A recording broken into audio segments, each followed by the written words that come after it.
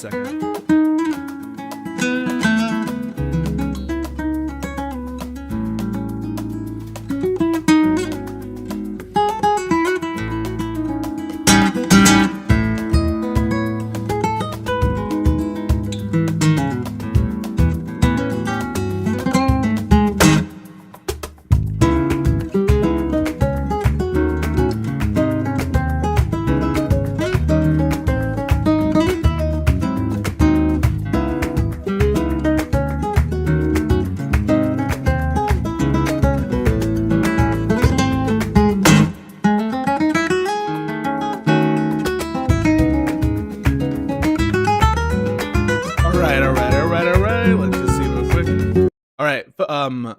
Tomato, can you guys hear us? Can you hear us? Testing 1, 2, 3. Can we be heard and seen? Hello, hello, hello. Testing 1, 2, 3. How we looking? Oh yes. So Kick can hear, Twitch can hear. Can we get a YouTube? Can we see a YouTube? Oh, that might be my YouTube. How we doing? Okay, perfect. Okay, so sorry about that. So we're just gonna Nate. We're gonna start as though nothing ever happened. We're just gonna in there. Nate, so good to see you. Oh my God, it's been like I think years. How are you? It has. I'm doing really well. It has been so years, and I'll just tell chat. I imposed upon Pisco. He did not reach out to me. I reached out to him, and I said, Pisco, I am mad. I have things to say. I need a platform to say it. I'm not a content creator. I rage out on Twitter sometimes. That's not real content, though. And you were gracious enough and kind enough to give me a chance to come out and rant about some things today. And so, chat, if I'm a flop and you never want me back, that's easy to make happen. Well, thank you so much, Nate. People might not know this, but you were a deep cut of the Twitch politics scene. You've been on some of these lesser known panels of, like, for example, Tiberius D, and behind the scenes giving sort of some advice or some insight here and there. And so even if they haven't necessarily seen you before, your presence has been felt. So why don't you give people some background on who you are, where you're coming from, and basically, are you conservative? That's what they're going to ask. Are you conservative? Are you a Trump guy? Why are you mad? And then we'll get into your presentation that you prepared for us on some immigration issues. Okay, great. I'm Nate Dallin. I'm from Omaha, Nebraska. I'm a member of the Church of Jesus Christ of Latter-day Saints, super active. I'm Mormon. I'm like the most Mormon guy you'll ever meet. Since this matters, and it pisses me off that it matters, my ancestors came to this country hundreds of years ago. Don't know why that's relevant, but to people, that's relevant. My politics are homeless. I'm completely homeless. I dislike what's going on in our country a lot. I do not like the president. The second he came down the golden escalator, I thought, oh, we are in trouble. I've been very vindicated by that. But that worry so many years ago. I do not like the Democratic Party. Don't like what they're about. And so chat will get to decide what my politics are. But you are a lawyer. You are a lawyer. I am. I'm a lawyer. Yes. I'm a lawyer. I'm an immigration lawyer. Specifically, I defend people. I try to keep people in the country. So that probably makes me a far leftist communist to some people. But I'm facilitating the invasion, some might say, because I fight for work permits for people who've entered the country illegally. I try to get them legal. I defend them in removal proceedings at the immigration court. I've been eyeball deep on the immigration stuff that's been happening really since I started practicing immigration law in 2014. And so my tenure has been dominated by Trump politics and Trump policy.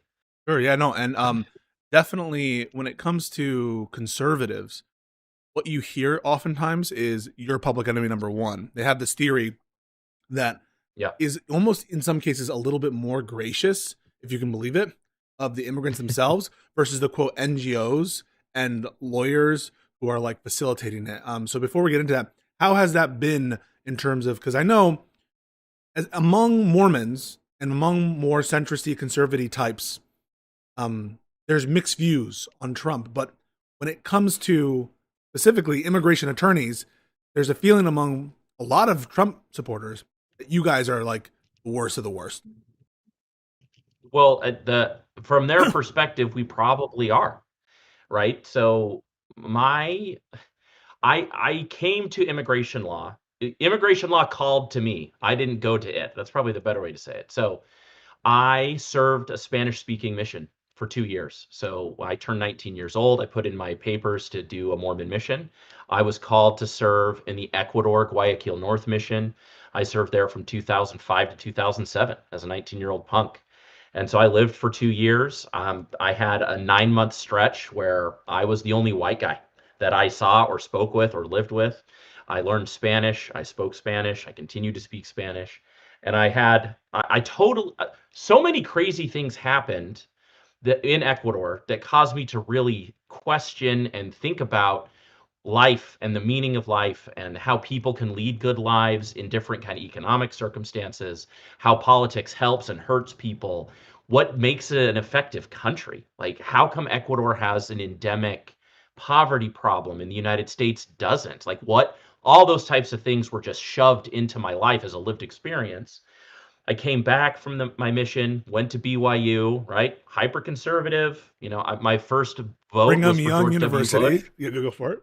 Yeah, Brigham Young University. I'm not like, sort of infamously racist BYU, right? That's where I went to school.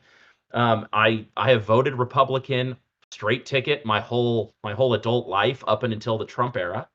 In the Trump era, I bailed on the top of the ticket and then voted straight Republican in 2016, and then again in 2020. When I'm at law school, since I'm from Omaha, I came back. I went to Creighton University School of Law. Third tier trash. I know, Pisco. You don't have to rub it in my face. It's fine. And then I had a great time. I loved law school. Like law school is awesome. I love everything about law school. I have zero bad things to say. The debt is a little bit of an issue, sure. But like I loved it. I wish it was affordable, and I wish everyone had to go to the 1L year. You don't have to go to years 2 and 3, but I think every person should have to go through 1L year. I think it's amazing. It helps you grow as a person and as a thinker. And as I was there, I felt called to. I mean, really, I felt called to immigration law, and it was because of a deep love for my country. I want to be specific about this. I saw demographic trends. I saw that our country was entering a period of demographic decline, and that the best way to preserve our culture, our society, our people, our ideals was to get as many motivated people who want to be part of this project as possible into the project. And to be And that clear, meant when you as say many immigrants as is humanly possible. yeah, and just to be clear, when you say demographic decline, it's not a dog whistle. I'm assuming you're talking about the aging demographic crisis in across Yes. the world, and especially in a lot of advanced countries, including the United States. That's exactly right. This is not some weird white genocide thing. Like there are more white people today than there's ever been ever on the planet. Like that's a weird thought. I'm just Pisco's protecting hit you it from on the all the head. lefties who are they hear demographics and their mind goes, oh, this person is Yeah. Richard Spencer. Yeah, sorry, chat. Again, my politics are going to be psychotic. I'm not going to fit. I don't know what to tell you, but it's I I have weird relationships with the welfare state. We could talk about that. What social programs make sense, which ones don't. But I can tell you this: Medicare will cost more money next year than it does this year, and it will cost way more money the year after, and so on until And it will 2035. not stop costing How more are we money. going? Right? Like, and by the way, this is not arithmetic, meaning you can't just say, well, like more people are entering the system for healthcare costs. It's logarithmic, meaning as people's health deteriorates as they get older, the cost of the people already in the system will become more expensive until their deaths. And how on earth do we expect to be able to fund that unless we have an energetic, hardworking, disciplined class of people willing to work really hard, be very productive in our society, and pay an enormous amount of taxes? And since we made decisions 40 years ago to shrink our population by having fewer children, the only way to support this is to get as many entrepreneurially minded immigrants into the US as possible. Open And so borders. I felt called to this, and I got into it, and I've loved every second of it. It has been it's been so great for me. So great. No, no, that's wonderful to hear. A few questions before we get into the topic parentheses S of the day. The first one has to do with your your interaction with the Twitch panel political scene. Um, you're watching from afar. You're occasionally pinging me about some immigration debates that I'm doing. What, if anything, from the policy perspective? Obviously, we heard you have differences with certain Republicans at the top of the ticket, but from a policy perspective on immigration, what are the Democrats missing? What do you think the discourse is missing? Before we get into some of the legal stuff. Immigration is not one topic. It's a severable conversation. So let me give you an example. I think people like Matt Iglesias and Ezra Klein and what's that guy on Twitter, Noah Smith or something No, like that. yes, There's the econ guy. the econ guy. So there's a bunch of people who take stock in like the following data from pollsters. It'll be something like, do you want to deport all illegal immigrants? Okay, valid question. And you'll get something like 55% of Americans say yes to that question. Okay. Well, if you ask that same group of people a follow-up question, do you want to deport someone who's committed no crimes and has been in the United States for 20 years and has children? Suddenly, there's only 25% approval for that. Yeah. So what does that mean about the first question? Right? I took a good polling class at BYU, so I took a class on nothing but polling. I wrote my own poll. I did an exit poll during an election that was funded by the university. I drove around and picked up stuff. One of the things that you have to be very careful about when reading poll data is this problem of concept drift inside of a sequence of questions. So border security is wildly popular. Wildly popular. When you hear the phrase illegal immigrant, Your what mind comes to the goes, mind yes. of it goes to the border. That is not the same thing as Jose, who's worked on the same strawberry farm for 20 years. Now, is there a border component to Jose's story? Obviously, there is. But those are two separable policy issues. The border and border security is one set of issues. And I think that Democrats could totally do better about talking about the border specifically. And then another set of issues are, what do we do with everyone who's here and is part of the fabric of this country, love it or not? They're here and they're part of that fabric. What do we do with those folks? There's other questions about what do you do with criminals. So maybe Jose had a 20-year run and he was doing great. Then he had a DUI and caused some property damage. What do you do in that situation? The criminal immigrant issue is totally separate. Okay. And then the fourth category is, how much legal immigration should we have? Right. All of those questions, I think, are separable. And inside of the human mind, and as you talk with just normal people and you start to separate those things out, you end up with conclusions that have tension between each other. So I think if I were talking with an up and coming Democrat and I said, hey, you need to be patriotic and tough on the border, very, very humanitarian and economically minded with people who are currently here. And then you need to create a cold, heartless, dynamic immigration policy for future people's arrivals. What do I mean by cold hearted? I don't mean be harsh. What I mean is take the politics out. I think it's mostly a math question. Once you've kind of determined what you think a good level of immigration is, which, by the way, that'd be a very hard debate and get everybody on the same page would be tough. But once you kind of know what the answer is, you take the politicians out and you make it cold and calculated. And you say, all right, we're going to shoot for X amount of immigration per year. And then we will move that number up and down, not based upon a cap, but on some percentage. So say while unemployment is low, immigration should be high. So the number will automatically cold. It won't ask about a politician or a poll. It'll say, hey, if unemployment is low, immigration should be high. And if unemployment is high, immigration should be low. Something like that. Take the human bias out of it and allow the system to dynamically adapt to what the needs of the country are. And don't make it a political issue every single time we have a wave of immigrants or a wave of unemployment, and take the demons inside of people's heads out of the equation. That's what I would recommend. What an excellent answer. And there's so many layers to what you just said there. um, including the fact that a lot of those conversations, which I think are separable and are different in nature in terms of how people react to them and in terms of what the answer is, that those are layered on a pre-existing system that we currently have to operate with, a system that Right. is archaic, that is contradictory at times. I mean, you bring up this example of Jose who gets a DUI or something, and the need to have like a mathematical cold approach. I knew instantly what you meant because in the situation that you provided, there's not a clear answer, right? The code Yeah. defines a CIMT, right? The crime involving moral turpitude, but there's no like known solution or known answer for a lot of these problems in terms of like whether you'll be allowed to say that. Like what I think the trends or one of the aspects that defines immigration law is uncertainty and waiting around. And so it is a bunch of complicated and difficult policy questions, perhaps, to set up. Um, but the current system, as it is a system that's defined, I think, partly by uncertainty, by agony, and by lack of clarity. Thoughts before we move on? Yeah, so it's important to recognize that the history of immigration law in the United States is not uniform, meaning it's a Frankenstein system that borrows on old British common law concepts, which we'll talk about some today, I think.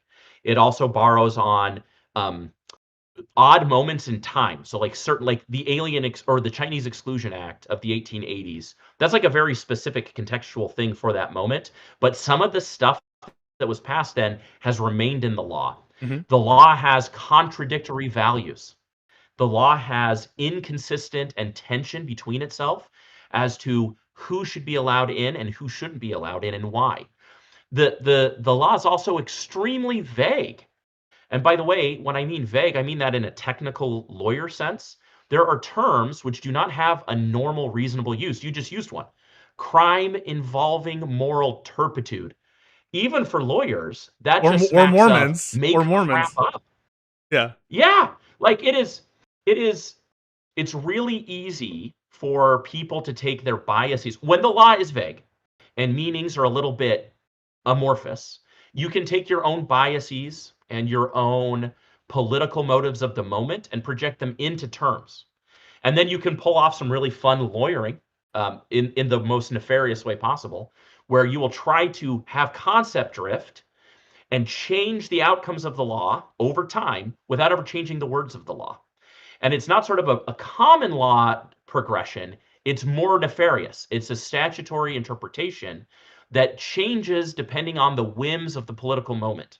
And so I do believe the Immigration and Nationality Act is a disaster, mostly because of this vagary Yes. No. and this lack of coherence. And, And and so the amount of overhaul is like legion. We could do a ton of stuff to overhaul. 100%. And just so people understand what he was saying there, this distinction between common law and statutory law.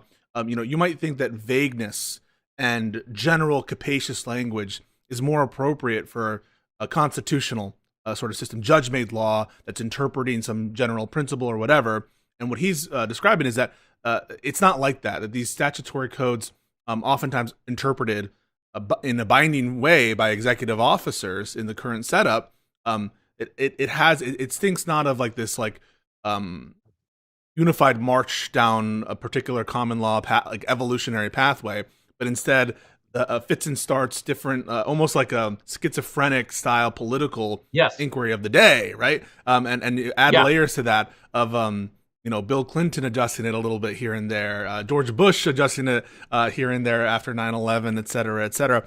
And one of the things that we'll talk about today, and what I think is, if anything, like a core concept that undergirds a lot of what we're talking about, is this notion of citizenship, which I kind of ground down to a values question of who is part of the club. And the Constitution doesn't even define citizenship. What does it mean to be a U.S. citizen? And so we need to take a big step back here and realize that in order to even understand a lot of the concepts that we're talking about, it's a question of values for sure, but it's definitely a question of history and one that needs a lot of context to fully grasp. So why don't you give me a response to that and introduce our first issue of the day.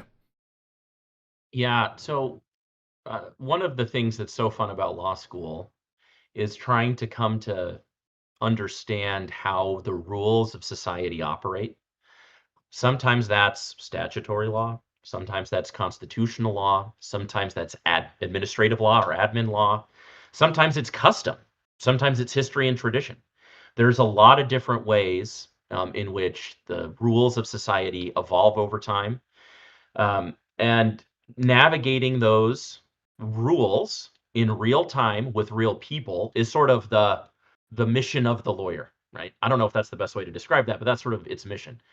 Citizenship is fascinating, and it's the thing that's got me all fired up. And I'll say this too, Pisco, and I now look at the world in the framework of people who defend Enlightenment values and people who don't. Sometimes that's coded as classical liberalism. Yeah. I don't know if it's actually proper to say the Enlightenment is a liberal project. Maybe it is. If so, great. Like, I don't know.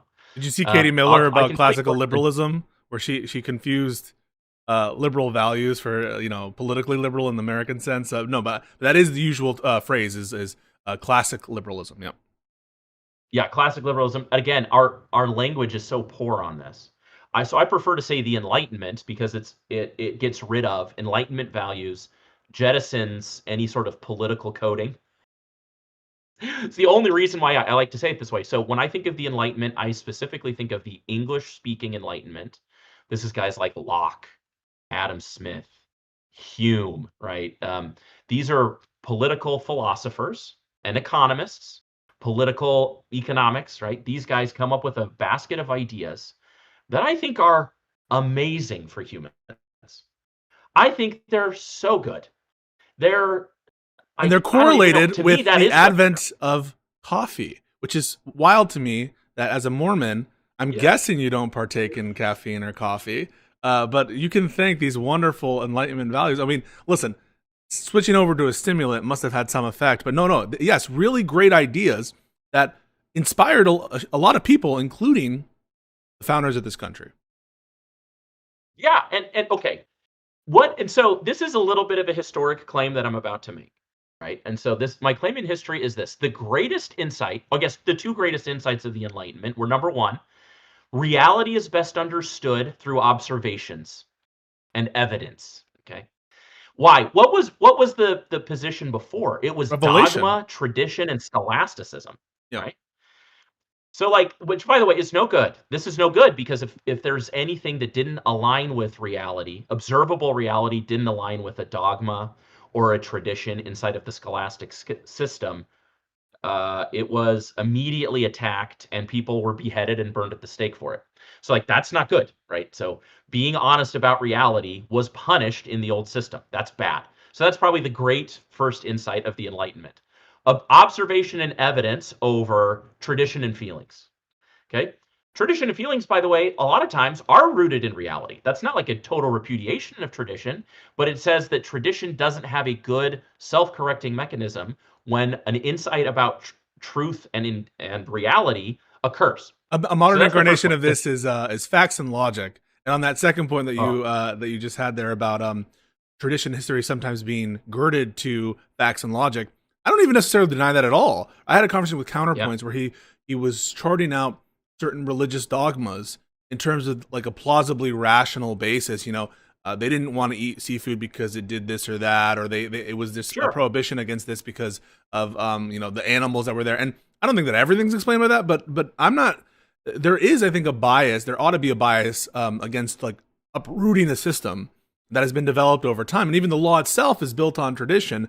But there needs to be a self-check mechanism. Crucially, that is what these values will provide. And democracy itself, to a certain extent, could be thought of as like a safety valve for some of these That's I don't right. know, corrections. That's right. So the second great insight is that the consent of the governed There is we the go. best political system. That often means democracy. It doesn't have to, by the way. I think that communism is a child of the Enlightenment. And right, and so you could come up with another system of governance that is still rooted in the Enlightenment and its values, and that system could still reap all the most of the benefits. I mean, we could quibble about that, but and not necessarily be a democracy, but still have a consent of the governed type of foundation. Okay, You could do it a lot of different ways, actually, but nonetheless, democracy I And think that is is the a best. change. I mean, that is a change in the English sense. Not that it's necessarily incompatible with the English law as it was. The law emanated from the king, and the king, of course, had his right to rule from God. And this is, I think, and you tell me if you disagree, is flipping sort of the nature of the relationship between the people and the state as like wards of the state versus we're the one in whom sovereignty, to the extent that it exists, is grounded and based. We're not just merely necessarily born subjects, but the legitimacy of the rulers comes from below, not necessarily from above, or not in such an explicit way. It's probably cynical, and it'll be surprising to hear from a religious person such as myself. But the divine right of kings, I think, was just a huge amount of rhetorical cope. The divine right of kings was really just the right of violence and coercion. And so if my great grandfather, assume for a moment I'm a sovereign from lineage, from bloodline. So my great granddad was the most violent person, became a warlord, and crowned himself king. That is how many of the European polities began, right? Then his son, my grandfather, didn't have to do as much violence on people because we already had a stable system. And hopefully he did some good things and was a great king, whatever. Then my father is now also removed from the legitimacy of the violence of the system. And now here I am. Now I've got to justify my rule, which was based upon the violence of 3 generations behind me. And so I come up with this big cope, which is like, oh, God has called me. Therefore, you should be obedient to me. And that was a much softer way of saying, I have the secret police. I will kill you if you do not listen to me. Right? No, That's yeah, I think that a lot of this is post hoc. I think a lot of this is created after the fact. yeah. It's so interesting. I was going. There was a more commie pilled person on Twitter who was responding to this liberal account saying, "Listen, slavery is an invention of liberal society or something, at least in America." I'm like, no. I mean, listen, slavery predates the American Revolution. Slavery doesn't owe its existence to liberalism. There are, I'm sure, people who used liberalism and notions of property to justify after the fact. Just like, by the way, people use religion and get inspiration from religion in the context of freeing the slaves. Doesn't necessarily mean that slavery, the abolishment of slavery, is ideologically rooted in biblical tradition, even if a lot of the most foremost abolitionists were. I want to push back a little bit. Doesn't mean I'm disagreeing right now, because I actually agree with you. But let me say that you're guilty, before we get into the actual legal analysis, you're guilty of the exact thing that you're accusing the divine right of kings of being. You went to Ecuador. Yep. Your heart ached for these people. You look around your country, your heart aches for a lot of these people. You feel this almost biological, you're a Mormon. You feel compelled to make people's lives better. And so you've crafted this whole theory and explanation and liberal values and whatever, because it fits what your heart tells you, what your emotion wants you to do, because you're a bleeding heart. And so all this Oh, thing yeah. about a liberal heart, liberal stuff, this is all post hoc. You're inventing this structure to justify your bleeding heart. Thoughts? Yeah, I don't see that as a post hoc thing at all. I'm on team the psychology of all humans. All of us are lawyers. It's just how good a lawyer are we? So we start off with an intuition. We start off with a feeling. That feeling then starts to drive our behavior, and then we use our powers of reason to post hoc justify Mm. the thing that we were doing that was just based off of feelings in the So first you place. bite the bullet and you And say yes, and everything is like that. yes, and everything is like that. And by the way, the enlightenment value that helps us to disentangle human psychosis and our feelings, which aren't always related to reality, right? The feelings that are appropriately related to reality are perfectly fine. So if I have a delicious piece of pizza, and it is objectively a delicious piece of pizza, and that drives me to again go partake of delicious pizza, no one would say that my feelings are a problem. Feelings are a problem when they no longer are operative in the real world. They're detached from They don't cohere sensory with. perceptions inside the real Right, world. right. So, how can we check ourselves? Because all of us have irrational feelings. All of us do. Yeah. So, how do we check ourselves? Well, we might use other humans in like a peer review way, or in a polity, in sort of a political system where we can give each other checks and balances, and we can have little feedbacks. And you, Pisco, can tell me, Nate, that's stupid. And I can sit back and say, okay, wait, Maybe Pisco's right. Maybe I I am don't think it's stupid. stupid. I think it's scary for some people because I think it leads us to the following conclusion. And this is something that a lot of these presuppositional thinkers, who I don't think are taken very seriously in religious circles, but they prey on a kind of fear, which is, who's to say, Nate, that Right. your feeling is, quote unquote, whatever this will mean, more valid or more objectively true than my feeling. In which case, right? And this is what I found in these birthright citizenship conversations that we're going to have. It almost doesn't matter whether you convince them or not, because if they don't have the No. value Yeah. of following the Constitution, and if their value is keep them out, then we can say all the things we want to say in the world about the origins of the English common law. We have the value of adhere to the law. We have the value of help people when it's possible, when it makes sense, and they have another predominating value. And we, at Bedrock, have to say, well, that's your value, and we can't disprove it. Yeah. Yeah. So this gets us into it. So Yeah. I don't know. Can chat see my dumb Yes. little Yes. So slideshow? they can. Okay. You just need to let me know when you want to All switch right. slides over, and yeah. So this is where our conversation is going to start about birthright citizenship. I think that it is so foundational to all these questions that we're talking about, because ultimately, it's a question of who's part of the club, who gets access to the thing that we, the rights and privileges as full members of our society, whatever that means. And we know a lot of the initial conflicts in our country are a result of disagreements of citizenship, to say nothing of slavery and the foreign influence, this kind of thing. And so it's so great to have you, and thank you for that little introduction. So let's get into it, and I'll let you take the lead. Okay. So my contention. This is my argument.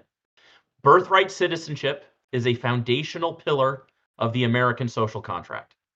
So Pisco's already said this. Who is in our little experiment of governance in the United States? That's the question. And not only who is in it, but how are we going to allow people into it into the future? My second contention is, in America, individuals are free and equal in virtue of their humanity and not their parentage. Okay. Now, where do I get these ideas? They're rooted in history and tradition. They're also just rooted, I think, in good, straightforward thinking. So we don't have to. I mean, look, I'm a nerd, so we can nerd out on some of this stuff Yeah. if we want to, or we can just quickly go over it. But my my way of thinking about this is in three buckets. The first is some of this Enlightenment language. What did David Hume and John Locke say about being part of a social group, a polity, a group of people that live together?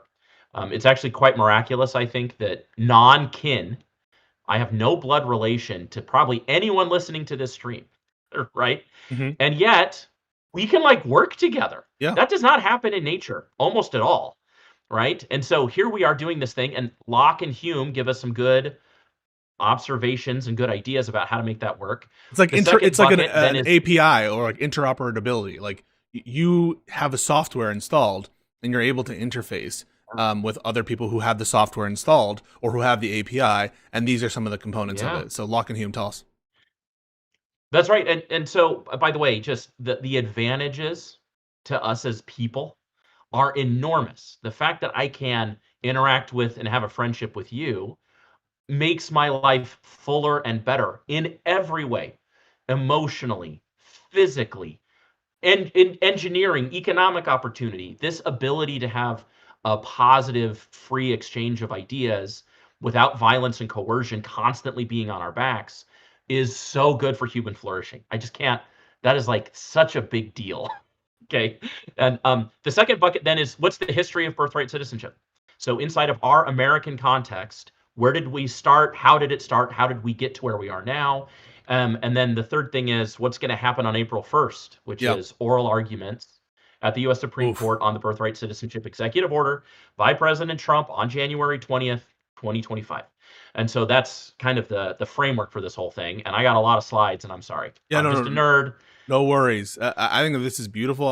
I would add one aspect to this, which is the primacy in my mind in the American tradition here of Abraham Lincoln.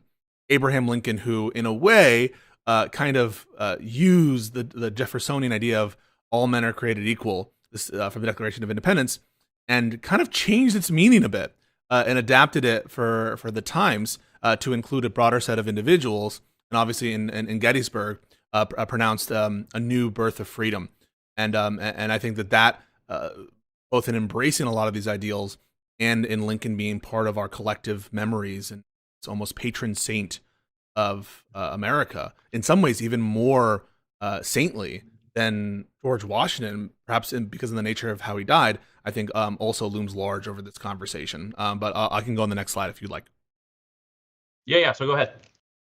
So the first foray here on slide number 2 is this idea that so like the package of ideas inside the Enlightenment that I think are great and we should be slow to abandon are reason and observation as opposed to tradition and dogma, natural rights, things like life, liberty, and property, versus feudal favors. So remember, in the pre-Enlightenment era, freedom was a gift from a feudal lord. In every society, this is not about just the West. This is just true. Go back to the cradle of civilization in Egypt, and if you had personal freedom, that was a gift bestowed upon you by Pharaoh, right? And all societies follow this. This is just a human reality. Government by consent versus violence, coercion, divine right, tradition, or bloodlines. This idea that that people should be assenting and consenting to their political life versus being forced into political life through these other means. Equality before the law, meaning hereditary, it's a repudiation of heredity as justification for different treatment of behavior. So who your dad was means you play by a different set of rules. That it's a total, the Enlightenment is a repudiation of this. This is a terrible idea. Which is, yeah, It's actually not good for the people who play by the preferred set of rules, yes, and it's certainly not good for the people on the bottom of that which is so situation. funny because in the American context, even though these titles of nobility are like almost they're officially banned in, or at least in the conception of the Constitution as we understand it today, but the Revolution itself was at least pushed for, and the major figures were members of this like very elite class, of aristocrats. To say nothing of the political dynasties that we have had after the fact that are in some case premised on this notion of the completion of think of, for example, the Kennedy dynasty, or Hillary Yeah. Clinton picking up the mantle, or George Bush, the father and the son. Even though I think a lot of American memory and history belongs to some of these political families that are better off, officially it is a repudiation of this equality, different statuses. Obviously, that wasn't the reality, or the lived reality for a lot of people at the start of the founding, but that certainly was a philosophical component of it. That's right. And I'll say all of these values have not been fully achieved. None of these values have been fully lived and experienced on equal footing across all peoples in the West. But I think that the values themselves are noble and good and worth defending. And the notion that we would get better results as a country, as a people, by going back to the alternative to these values, I think is where that's just wrongheaded. I don't think that the Enlightenment is perfect. I think that it does have some problems. It's bad for community. I would say this is the number one thing: is the emphasis on personal observation and personal autonomy and personal sovereignty has made community formation more difficult over time. Now, we could talk about why that is and things like that. But when I talk about community formation, I'm talking about like bowling alone, right? This idea that Americans in particular, Europeans also, are less likely to go to church. They're less likely to hang out in person and go bowling together. We have fewer baseball teams. Kids aren't playing with each other in the streets like they used to. I do think that there's tension with some of the individualistic and sovereign ideas of the individual that makes it more difficult for automatic community formation. Again, that is not to say that the alternative is better, Yeah. that somehow community under the force of the iron boot of the state as a defense mechanism is somehow superior to the alternative, right? So And imagine for a moment. Yeah, just imagine for a moment, if you're in a concentration camp, if you're in Auschwitz, you will build a very strong community with the other people suffering with you. And that community will be special and beautiful and amazing because the circumstances are so awful that in order to get any sort of human flourishing, you will create a very special kind of community. Similarly, people who've served in the military, they have a bond because their lives have been on the line in a way, and that creates a really deep community.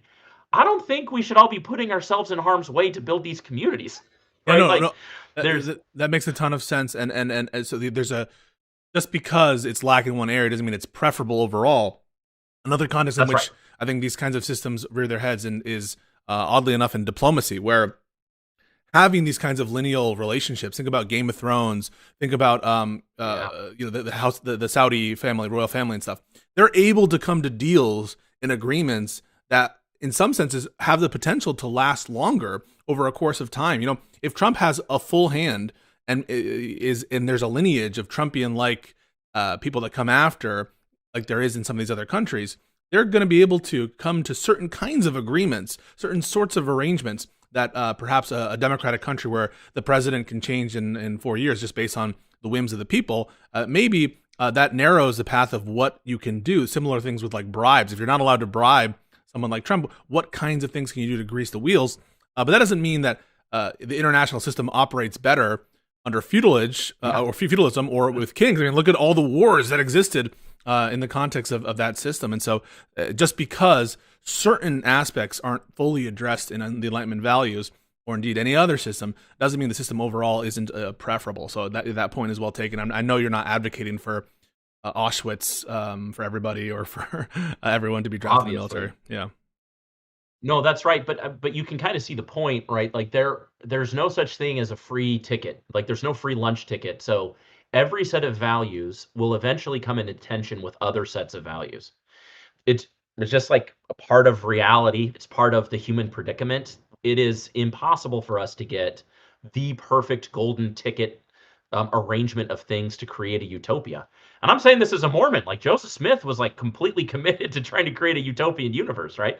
But it's lived experience makes that extremely By the way, have you seen the difficult. Book of Mormon? It's a great show. The musical, of course. Yeah, yeah. I feel like every Mormon has it. There's a point that Sam Harris once made, and I sometimes I think Sam Harris can be a bit cringe, but I like some of the stuff that he does. He said something like, Mormons, when the Book of Mormon came out, unlike some other religions or some other radicals, they took out ads in the Book of Mormon and the playbill and stuff. And so, for whatever reason, it seems like the Mormon community has not taken issue with the Book of Mormon. But no, I just wanted to ask that question real quick. Sorry, continue on. Yeah. We are No, on number absolutely. 5. Okay, number 5, and then science, commerce, and education. This is just this idea that science, commerce, and education are high value and high value add to humanity, and that so things that will help science, commerce, and education progress are of a higher value than things that will stop those things. So this is where you get things like tariffs bad. Well, why are tariffs bad? It's because it limits commerce. Education should be more universal. Science has a set of values that are worthy and things that we should be going towards, versus things like peonage, slavery, vassal states. Ignorance is virtue. And so those are sort of the alternative systems of thought. Obviously, I phrase these things very negatively. I could have probably done so in a more charitable way to try to show like the scholastic or the more traditional view of the world and how that stands in opposition in a more favorable light. But I really do You're just arguing from your look at the worldview. This is a polemic as well as yeah, instructional. yeah, and I just again want to say life was not better for anyone prior to say 1600. It just wasn't. And one of the things that and this is, I mentioned this before, Pisco.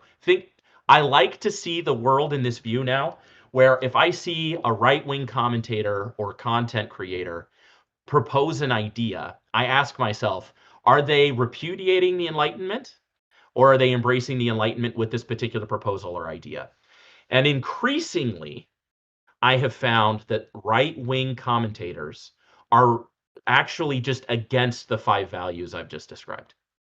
They would come up with a different vocabulary to describe their critique, but they're out on this and they actually do believe that it's time to revert back to a more fiefdom, feudal, race-based, bloodline-based universe. And I just can't imagine how you come to that conclusion. You know, I just can't imagine that. I think for each one of the ones that you've given, I can definitely give examples for each one. I'll do one for each, and then we'll get into how birthright citizenship fits into this. So for number one, I feel like tradition dogma, the less said, the better. I mean, so many aspects of the dogmatic view of MAGAism, including the notion of America first itself as a dogma. And number two, on natural rights, yeah, like all of these. Trump has proposed collectivizing certain industries. Trump has proposed, I mean, obviously a lot of his policies are infringing on what would be considered liberties, that at least in the American context. Number three, yeah, bloodlines and tradition. They want to make Baron Trump a thing. They are obsessed with this notion of the Trump family and the dynasty itself. Equality before the law. They specifically want there to be no equality before the law. They want there to be a hierarchy of rights according to hereditary considerations. And then, I think that at times they value ignorance, or at least they do not value the people who are they don't trust the experts, etc. It's a rejection of that.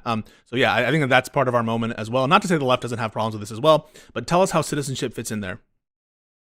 Okay, so John Locke, this is probably the great phrase from his second treatise on government. It says, quote, "Men being, as has been said, by nature, all free, equal, and independent, no one can be put out of this estate and subjected to the political power of another without his own consent.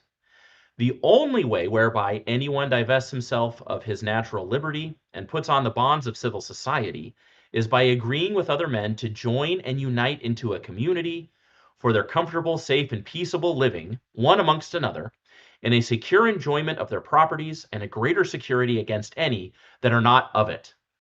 All right, kind of old-timey English. Basic thrust is, we're all born free.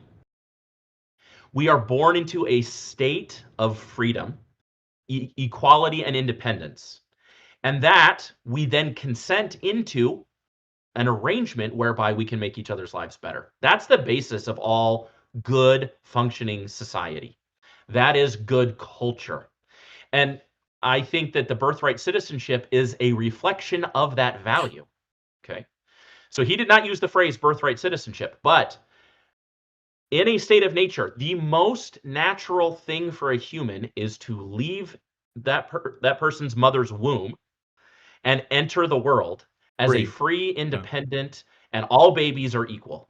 Right? Yeah, no, we will get into that for sure, because this is part of the debate I had with Ryan Mullally about whom the birthright citizenship clause and these rules apply to, that it does apply to babies. And when we think about that it applies to babies, it flips a lot of intuitions in people's head. And even Nick, who asked the first question in that debate, this is the husband of Not So Erudite Kyla, the first thing he said was like, yeah, it seems like in America we have this notion that we don't blame children for the sins of their father. And yeah, exactly. And so in birth, again, is like a concept that's linked a lot of these places. I just mentioned, Lincoln said, a new birth of freedom.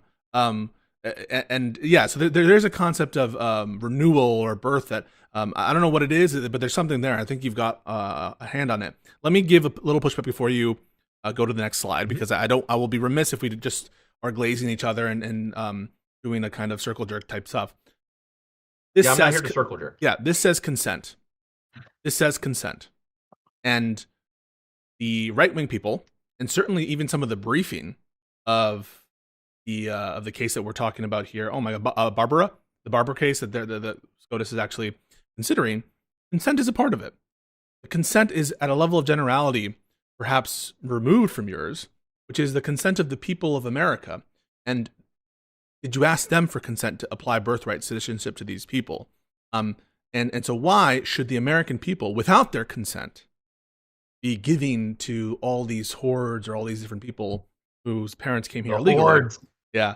The hordes. The prize, the benefit of birthright citizenship, even though the American people don't want it. We have a response to that, but real quick for you, before we get into it, any thoughts? Yeah, so this is it's a sleight of hand on the Yeah. rhetoric. The sleight of hand is that remember John Locke is talking about own consent, Yep. individualized levels of consent versus abstract levels or abstract group consent. Again, hilarious. I probably shouldn't use names, but Chris Rufo, okay, so He's a Chris clown. Rufo, who has made a career off of attacking group level thinking, DEI, I'm using the scare quotes, right? Diversity, equity, inclusion, group level thinking. He thinks that group level identity is bad. And now he's all in on group level identity. Okay, so it's one of these things where somebody like Chris Rufo would tell you that a group level identity and consent is required to allow the horde to enter into the polity. Mhm. And my response to that is, you crazy. Who is the spokesperson for the aggregate level of the group? I am one of these members of the group. As I said sort of at the outset, it shouldn't have to matter, but I'm as heritage American as you're going to find. I've got Mayflower connections. My most recent immigrant ancestor was 1855, right? Like that is the most recent of my ancestors who immigrated to the United States. So I am a member of this polity. I consent to the hordes, guys. So Yeah, now what are you going to do? Like, no, I just don't understand how it even makes sense. Like, you have to create a monolith of my community, me and my community of the heritage, right? So you create a monolith, and now you've created the monolith and said at the group level, I have to consent. Okay, Chris, that's not how like freedom works. That is an anti-freedom, anti-enlightenment notion. yeah, I totally agree with everything you just said there, and especially because they don't ever provide like an empirical basis for their bare assertion that the group does not consent, by which we would, I assume, mean like some kind of like representative say. But then another thing I have problem with is it's question begging. This whole inquiry is trying to decide who is a part of the community, who is a part of the club, and so you can't say, well, you don't have the permission of the club, because the whole point of this is to establish who, as an initial matter, is part of the club, such that they would even have a say in the first place. And so I Right. have an issue with that because, like, uh, we cannot refer to notions of consent that would presuppose that the people are outside of the club when we're trying to find whether they are or not in the first instance. So that's kind of what I'm saying is That's like right. any kind of notion of consent that's premised on inclusion or non-inclusion into the club is self-defeating because we need to figure that out first before we can start, That's right. taking the denominator. Go ahead. Sorry. And so the traditionalists, these people like Chris Rufo, are going to make an arbitrary line in the sand. I think you spoke with Joel Webbin, which, by the way, That was wild. Yeah. did you? Yeah, did you take like 20 showers after that? Like that guy, holy Toledo. I didn't really even know. He seems like a Matt Walshy type, precept type guy. And I got some. Listen, I shake hands with these people behind the scenes. I'm able to get Yeah, along with them behind the scenes, but no, of course. it is quite it is quite sick, some of the things that they said. And even there, I think the most viral thing I've ever put out there is when he was talking about shooters, and like the notion that trans people are biologically engineered to kill white Christians. And I'm like, well, don't you Yeah, think that there's ever been like a white Christian nationalist shooter? He's like, I'm not sure about that. And it's like, and he defines, and it's kind of the same thing that we're talking about Chris Rufo here. He defines white Christian nationalists to be whatever the good people are, and whoever's bad obviously can't be a white Christian nationalist. But sorry, yeah, yes. So right. yes, I did have a shower afterwards, but no, he was nice behind the By the scenes, way, but he had some odious ideas. no, obviously. So, by the way, this is a slight rabbit hole tangent. I actually think that he is still an American. I think we need to be able to engage people with like I'm not a huge deep platformer type. Yeah, me neither. But I mean, Joel really does have some like very pernicious and arbitrary beliefs, Yes. and that's kind of my point.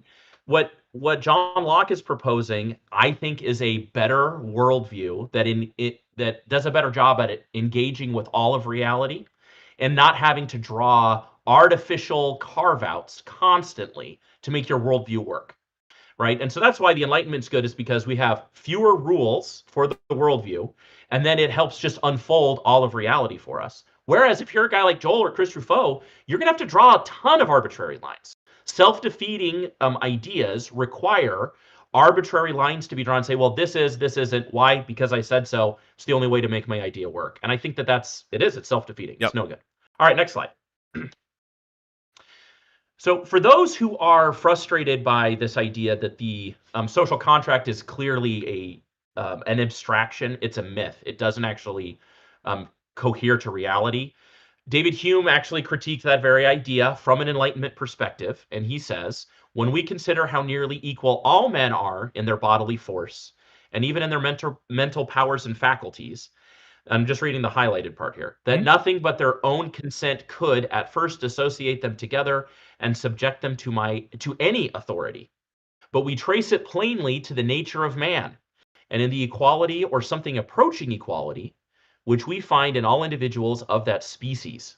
The force which now prevails, and which is founded on fleets and armies, is plainly political and derived from authority, the effect of established government. Jumping ahead, but when he thinks, as all mankind do who are born under established governments, that by his birth he owes allegiance to a certain prince or certain form of government, it would be absurd to infer a consent or choice which he expressly in this case renounces and disclaims. Can we seriously say that a poor peasant or artisan who has a free choice to leave his country when he knows no foreign language or manners and lives from day to day by the small wages which he acquires?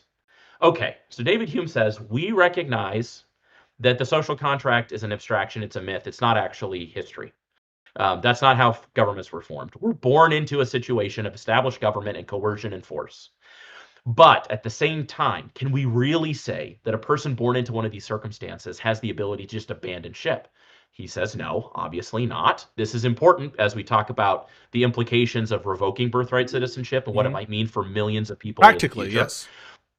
Yeah, just as a logistics point, I think that it's important to understand we're about to create an enormous problem. But we'll Can we talk about pause that in right a there minute. because there was a But really Hume beautiful goes on to exchange. say, Sorry, I just want to pause real quick because I think what you said there and what this quote is saying is so important. There was a beautiful exchange in the Casa decision between Kavanaugh and I think the SG, where he was like, "What does this look like? I mean, are you going to go to the hospitals and start like checking whether or not they enter without inspection or whether they're here, in violation of a law or they have a visa? Like, what the hell does this start to look like? We start not sending social security cards, and so very much throughout this conversation on citizenship and revoking it, putting aside whether or not it should be revoked, is how it's going to be done and what are the practical logistic implications of changing rules or establishing one rule versus another.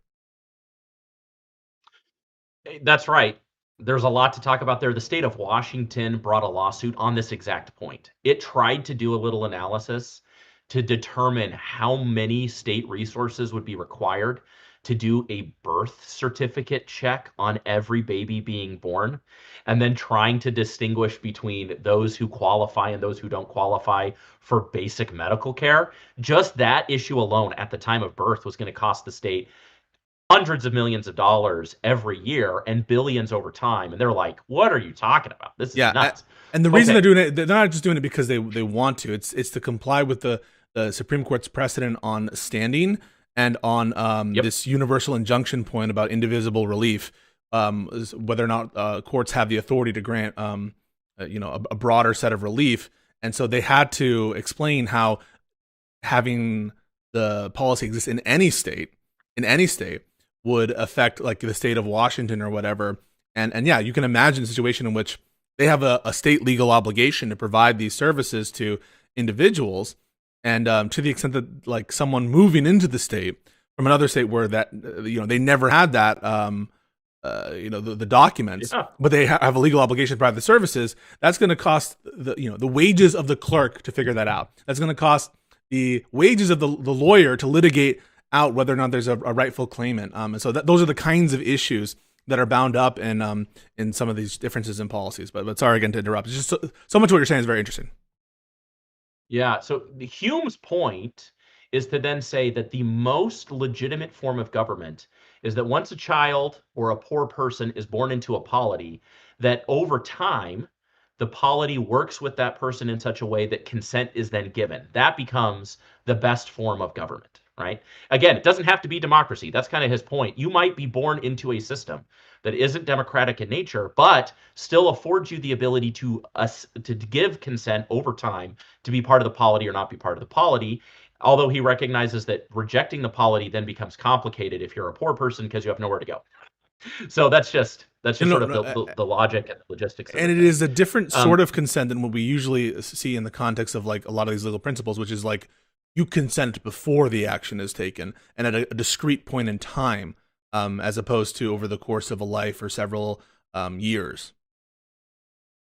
which is a good point because rhetorically, you could do some of these flurries to say like America doesn't consent to this, right? That consent can somehow be abstracted into something different. Again, the vagueness of words, right? So you can do fun rhetorical things that are effective for people who have a hard intuition one way or the other on topics like this.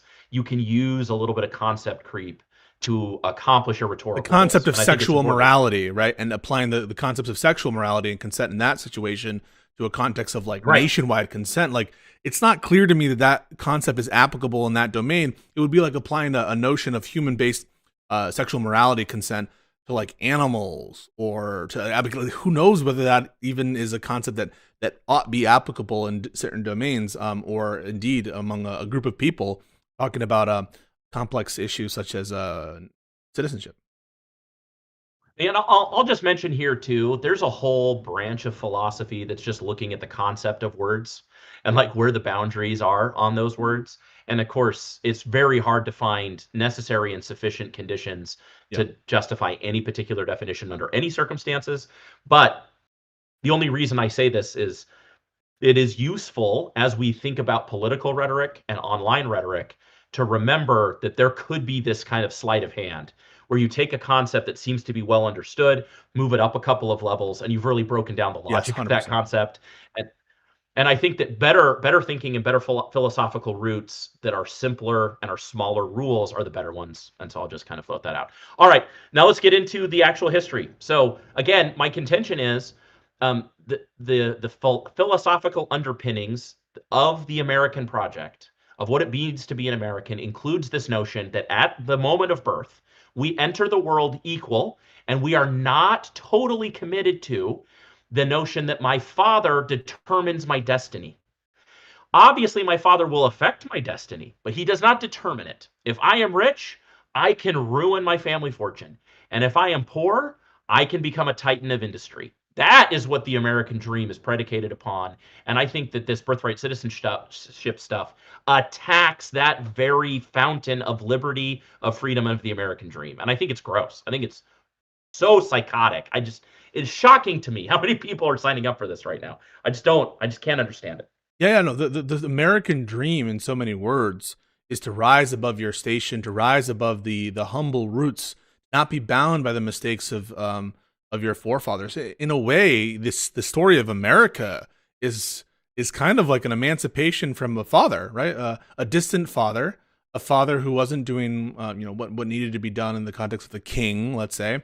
And there very much is, and even in the current rules that we operate, the influence of the father. And we have a bedrock of English common law. But we are different as a country. And every We are. individual, for better or worse, right? For better or worse, how many stories Yeah. of people who have squandered their family legacy? Think about, have you seen The Jinx? This is Robert Durst, the story of Robert Durst, who became this murderer or whatever. And there's many stories like that, rags to riches, but also falls from grace. It's Greek, it's tragic, it's epic, but that is, I think, in so many words, a foundational concept of America that we are not bound to do as our forefathers did, or indeed our parents did. We aren't them. We are different than them. I went to the next slide, but you can respond. Okay. Sorry. So British common law in Calvin's case. So this is in 1606, the English king granted the colonists of Virginia by statute to, quote, have and enjoy all liberties, franchise, and immunities to all intents and purposes as if they had been abiding and born within our realm of England. So Americans, colonists, were granted a special dispensation by the king of citizenship because why? They were not born in Great Britain. Right. So this is important. The original colonists, by leaving Great Britain and having children on the continental US, they were in a position where their children were not British citizens until the king gave a specific dispensation for such, because British law had in mind that if you were born on British soil, that made you British. The situation in Calvin's case happens 2 years later, 1608. This is a Scottish. So I just wrote it out this way. Did birth in Scotland make Calvin an alien with respect to England? Or did allegiance to the same monarch make him a natural-born English subject? Okay, so the word allegiance pops up. This is important. Because people are using, just like with the term consent, people are using the term allegiance to mean something more loose, like politically aligned in like their worldview, or in that kind of way. But yeah, tell us about this obedience and allegiance concept, because you do see it in these foundational sort of cases. So the Chancellery Court and the English Court of Kings, they held that Calvin was not an alien. He was a natural-born subject of the king and could hold land in England. The court said allegiance is owed to the person of the sovereign, not to a geographic territory as such. And this is, to me, this is what allegiance meant in historical terms. Anyone born under the king's obedience, that is, within his dominions and protection, owes natural allegiance and is therefore a natural-born subject. Okay, dominions and protections. Mm-hmm. If I live in a jurisdiction, which is a word that will matter a lot here in a minute, the jurisdiction determines who I have to obey and who is obliged to protect me. That's the dominion and the protection. It goes back and forth. Has to you give allegiance, and in return you get protection. That's right. And so to say that there isn't an allegiance, that means the person would therefore have no obligation to follow the laws of the domain, and the sovereign has no necessity to give any sort of protection. So that's the common law birth of birthright citizenship. Like that's where it came from. Calvin's case, 1608. Slow really down. So because people might take from this, I think, the wrong impression, because think about the 1606 special dispensation to Virginia by statute.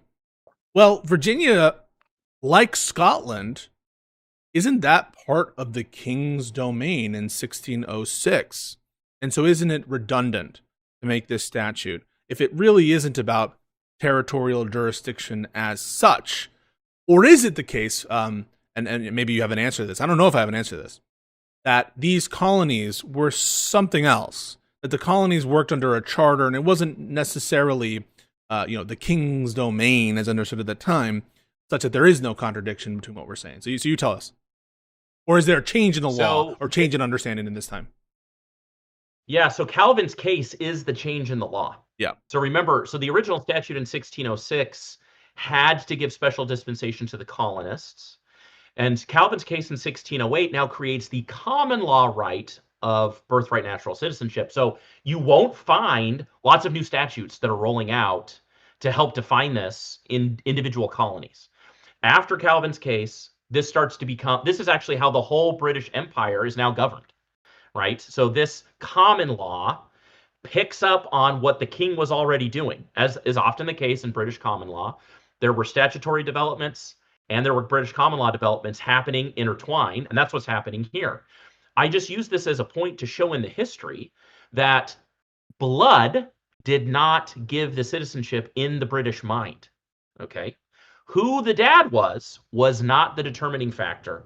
Who the mom was not the determining factor. If mom and dad were the determining factor, you would have needed no dispensation in 1606, and the court in Calvin's case would have come to a different conclusion. Right. So the question that these two things present, it isn't a question of the parentage. It's a question of allegiance by virtue of where you are born. If you're born in Virginia, regardless of whether or not you needed a statute to get there, it fundamentally has to do with whether or not you're part of the realm, that is to say, the territory that is governed, over which the king has dominion. And yes, there's this change in Calvin's case, that will make it common law, that is to say, judge-made law, that it's everywhere, and we don't need these new statutes. But the point of this is the English common law was not centered, at least at this time, on blood relationships. That's right. Now, I'll note that inside of Calvin's case, they start this distinction of allegiances, which is just another way of saying jurisdictions. Okay. Yeah. Because they talk about a natural allegiance and a local allegiance. The local allegiance has to do with foreigners present in the realm. Well, what does that mean? They are not talking about tourists. They're talking about diplomats from France, a French person who comes to Great Britain as a French person, a representative, to do things inside of jolly old England. That person is a temporary, and he is a foreigner. He's not a person who was vacationing in jolly old and has a child. That person would be underneath the natural allegiance theory and not the local allegiance theory. And so we start to see that there is an exception. That's my point. Yeah. We'll see this exception play out. Now, this is just the beginnings of the British common law, and it's why the colonies, and at the time of the Revolution, they were arguing for their rights as natural-born British citizens. And that was because of these concepts. They were not because the charter required them to be citizens. Right. Or it wasn't because they had 5 generations hence a British grandfather or something, right? That was not what gave them their citizenship. It was the common law, Calvin's case. That's how that works. Next slide. No, beautiful. We'll get to the next slide, but there's a question that says, Pisco, can you explain the difference between this explanation and what Ryan was pushing in the word war debate concerning allegiance? So this is basically what we're suggesting, and I think what Nate is doing a good job of explaining, is that allegiance doesn't mean loyalty in the sense of you are loyal to the king. You're like a good, you follow the king in the sense of your ideas. You have your own independent ideas are related to being loyal to the king. He was trying to push the notion that that there's something more specific about your disposition to the king, or in this case, right, the United States of America. Whereas this seems to suggest more of a legal obligation in where the sovereign has power, and that allegiance relates to that mutual set of obligation, that the government has an obligation to protect you and you have an obligation to follow the law. In other words, just a synonym for jurisdiction. But Nate, I'll let you take that question as well. What's the difference between this notion of allegiance and whatever, I don't know if you watched that debate on birthright citizenship, whatever Ryan was arguing for there? Or what you hear about this? No, I didn't watch it. I'm sorry. Okay, no, don't worry. You hear people who are making these arguments say political allegiance. Allegiance is something other than being born in a place. Yeah, it's concept drift. So allegiance it's like a term of art. It has like a very specific kind of, it describes a relationship. It doesn't describe consent. So it's not intellectual assent or consent of loyalty to a person. Right. It describes a relationship that is defined by treaty. So like, what is an alliance? Right? An alliance between countries is defined by a relationship that they've written down that shows obligations and responsibilities. Yes. So allegiance has to do, again, with obedience within the dominion and protection. So there's 2 edges to this. So you say, since I'm inside of the dominion of the sovereign, I'm within its boundaries, I now have an obligation to follow the law, and the sovereign has an obligation back to me for protection. That's what that means in this context. Yeah. If we just use allegiance to be like, oh, I'm so loyal to Trump to the or to the United States. Yeah, like, so, you can try to do these word drift, concept drifts on stuff like this, but this is a term of art where it's an allegiance is like an alliance between countries defined by treaty. That's what I'm talking about. I'm not like a baby does not assent to anything. It doesn't have the capacity. Like, what are we talking about? Yeah, that was the point that I was driving in that debate, and I think it's so crucial to remember that allegiance needs to be something that a baby can have. Whatever this concept of allegiance is, and there's a moment in that debate, Nate, that I think you should watch, where I ask Ryan, where does someone get allegiance? And he says, well, you sign up for the draft, don't you? And I thought that was the silliest thing I've ever heard. I'm like, well, hang on. First of all, half of America doesn't because they're women. and non-binaries, and the other, and you don't do it till you're 18. You don't do it till you're 18, and it was such. Now, when he said that, when Ryan said, "Well, you sign up for the draft, don't you?" He got. You don't hear it as much on the recording, but the crowd all, yeah, the draft, because he's just appealing to this kind of like militarism or this respect that we have for our service and of being a man, perhaps. But it really is just an incoherent response. I think that political allegiance, turns on your ability or willingness or you're signing up to be, able to be drafted in the military sense. But yeah, I'll let you respond to that as well before we go on. Okay, yeah. I mean, again, it's just a concept drift issue. And so that person created an arbitrary rule that is not connected to reality to try to make his thinking work. The reason I say that that makes no sense is, well, just let immigrants sign up for the draft then.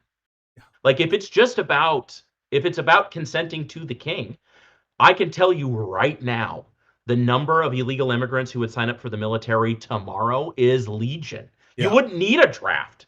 They would sign up They immediately. would say Like, that was Rome. what are That's we what talking? happened. That's what happened in Rome. They let all these people get in. But there's something really key what you just said though that they would take issue with, and I want you to respond to it because I think it's insane. They're like, "Well, this is all well and good, Nate. You're describing the rules of the king, the rules of subjecthood." Now I respond and I say, "Yes, yes, that is what we did, and that's like you can disagree with them, but that is what we were importing." But the notion is somehow we shouldn't be adopting these rules of subjecthood since we Sure. overthrew the king. Sure. Response to that. So, yeah, we will see that the American colonists, as they become a nation, and the individual states, they start to take an American version of these concepts. So you're going to see that we end up, because I think somebody in chat sort of mentioned this. It's almost like the king owned you. Well, yeah, Yeah. that's the part of the problem, right? So part of the issue was this notion of allegiance had to do with these two-way relationships that were enforced by these concepts of a divine right to rule. So like it's not a clean evolution. We were going from a context where British citizens prior to Magna Carta were just property of the sovereign in your locality. Everyone is a serf. Everyone's a peon, right? Like that's okay. Magna Carta comes, and now we get a new concept of the relationship between citizens, which were very limited in 1200, and the king, right? Versus 1600. We're going through a natural evolution into Enlightenment thought that says, hey, wait a minute, maybe the relationship between king and person should be less about coercion, bloodlines, violence, and divine right. Maybe it should be something a little bit different. And so these are steps, small steps to move to a different governing model where it isn't so much about I'm the property of the king and he does what he wants with me. It is a step to I have responsibilities to the king and he has responsibilities back, Yes, right? it's a different gloss on it for sure, and Yeah. it's a different conceptualization of it. But the influence of the rules of subjecthood are undeniable there. But yes, America Yeah. will go different places with it, as eventually we'll get to, I'm sure, with the rule on American Indians. But yeah, let me switch the slides. Sorry for belaboring that point, but thank you for the question. No, it's a good point. It's a good point. So if we then go to American history, I think this is one of the great early cases. So you don't hear much about this because it's just been the custom on inside the colonies for over 200 years before the founding, right? That this is how citizenship occurs. So I put in here in 1698, the British Parliament naturalized the children of subjects who were born abroad while the parents were in the king's service. So there was this problem of if the rule in Calvin's case says that you're supposed to be getting citizenship through being present in the realm and being allied with the king in that relationship. What about everyone who's born abroad? And the answer is the British had to create this new statutory rule, which says, well, we're going to create a legal fiction.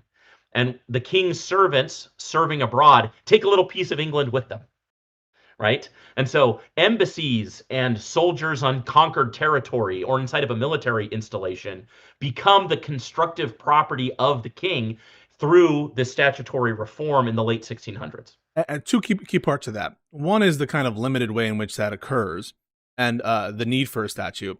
And second is to look at the comparison to other sorts of situations that are thought of as closely linked to rights. And the best, I think, example of that is voting in the context of overseas military people, because you can imagine a military service member who's been serving overseas for years abroad and would probably fail if they were a normal citizen under like a domicile test or residency test for whatever, for purposes of like following the law in the state of voting.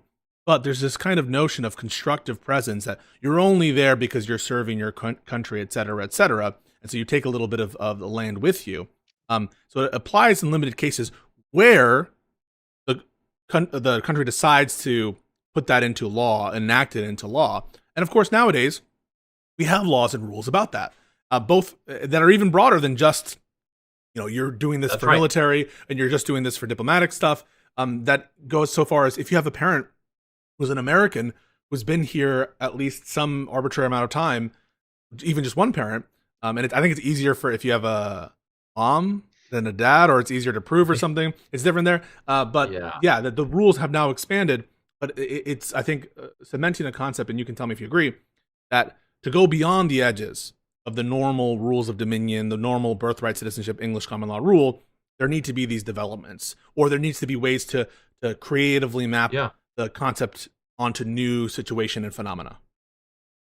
That's right. And it's also important, if you're a large country that does a lot of foreign work, then obviously these types of edge cases become more numerous. All right. In the United States, the Naturalization Act of 1790, which, by the way, included you could only become a U.S. citizen if you weren't born on the soil, if you were a white male. So this was racist. This is a racist law. I just want to highlight that. But even inside of the racist statute, it says the following: the children of citizens of the United States that may be born beyond the sea shall be considered as natural born citizens. Because again, the thing that is extending citizenship to the early Americans is not who your dad is. That is not the test. The test is, do we have this little constructive piece of something that's going abroad with you?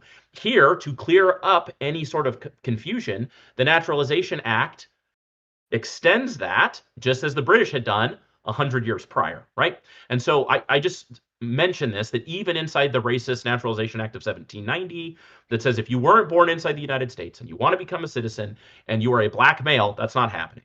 If you are a woman, that is not happening, right? And so there were restrictions on naturalization. Fair enough. It's not to say that the early Americans were egalitarian as it came to citizenship. They were not. But that the underlying rationale remained the same 200 years after Calvin's case. That's my point. Okay, it's a point well taken.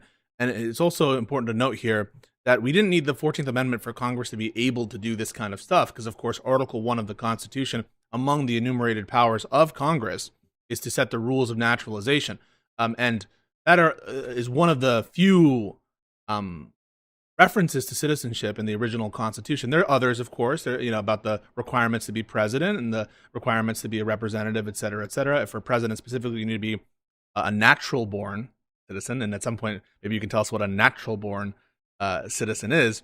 Actually, why don't I just say what I think it is, and you tell me if this is wrong, that in the state of nature, when you existed in the state of nature, that is, when you were born, you were a citizen at the moment you existed in a state of nature. I don't know if that's true, but that's at least what I think it probably, or maybe there's something there. But yeah, so Congress can do this without the 14th Amendment and without adjusting the English common law rule, which is the judge. When you ever see common law, judge made law. And they did so using their Article 1 authorities. But yeah, continue on and tell us about Lynch versus Clark, or respond to what I said.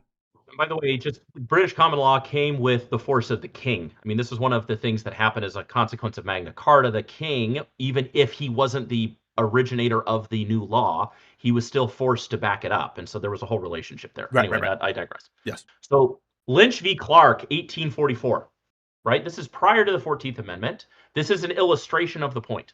So my conclusion upon the facts provided is that Julia Lynch was born in this state of alien parents during their temporary sojourns, that they came here as an experiment without any settled intention of abandoning their native country or of making the United States their permanent abode. They never concluded to remain here permanently, and after trying the country, they returned to their native land, and there ended their lives many years afterwards.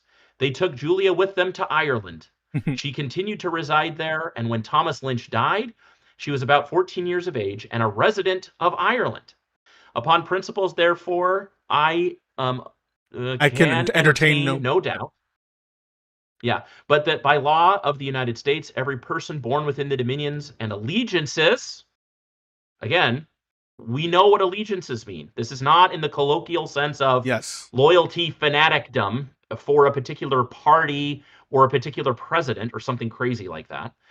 Of the United States, whatever were the intentions of the parents is a natural born citizen. It is surprising that there has been no judicial decision upon this question. None we found by the counsel who argued this case. Well, why is that? Because it had been the tradition for Right. 250 years. Right? Like, that's why. It's because that's how every person in that courtroom had gotten their citizenship. That's the whole point, anyway. It was In conclusion, assumed. I entertain no doubt that the Julia Lynch was a citizen of the United States when Thomas Lynch died. She therefore inherited the property in controversy. If Thomas Lynch had any estate therein to the entire exclusion of the complaint, who was then an alien and incapable of taking by descent. Okay, It's whatever. So beautiful. It's it's a beautiful for property issue. so many reasons. Yeah. And I'm assuming that there's some like rule about whether or not the property, they inherit the property unless they're a citizen. There might be something there. So in the course of coming to a dispute about some property, they're determining this legal issue, which had been assumed for so long. What's so beautiful about this is it totally debunks the main arguments from Trump, which have to do with the intention of the parents, number one. So this is saying regardless of their intent, regardless of what they wanted to do. And it specifically debunks this notion of domicile, right? What is domicile? Domicile is the physical presence and the intent to stay someplace permanently, to make it your permanent home.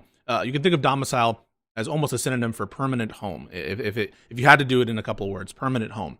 And Lynch versus Clark, this decision that's being pointed to, specifically disclaims that. It doesn't matter if you were domiciled in America, that the rule is, even if you were there temporarily as an experiment and you just left afterwards, you were given citizenship by dint of your birth in the United States. Mom and dad don't determine my destiny. Like, that's the rule. Like, anyway, it's frustrating to me that this is even a conversation, but nonetheless. All right, next one. In a 1866 debate surrounding the 14th Amendment, We're past the Civil War. The following. Yeah, I just want to center us historically. Yeah. So we just had this big Civil War. Part of the Civil War was premised on this decision, Dred Scott, which was about citizenship, right? It was about whether or not black people, members of the slave race, could be citizens of the United States. I mean, in so many words, this was a fight long coming. And one of the reasons why the Constitution might not have defined citizenship is specifically to prevent it from blowing up, and think also about the 3/5 compromise, et cetera, et cetera. Yeah. But center us historically. This is post-Civil War. What's happening? What are they deciding? Well, and I guess I should say too, so the British common law and the history allowed for, what I can gather, are 4 exceptions, right, to this birthright citizenship. So the 4 exceptions are the following: an arbitrary exception that refers to chattel slavery Africans. Okay. Yeah. So they were just categorically out. By the way, Dred Scott, like, there was a whole series of debates around this topic. Once a slave is free, can they naturalize?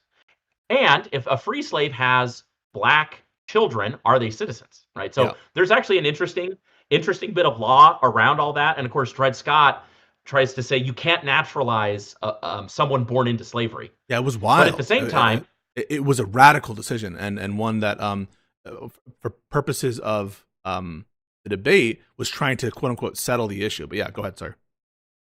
Right, and of course, it's many people at the time thought that was the real domino that created a chain of events to the Civil War, right? Yeah. So, I mean, people at the time thought that. This isn't historians looking backwards.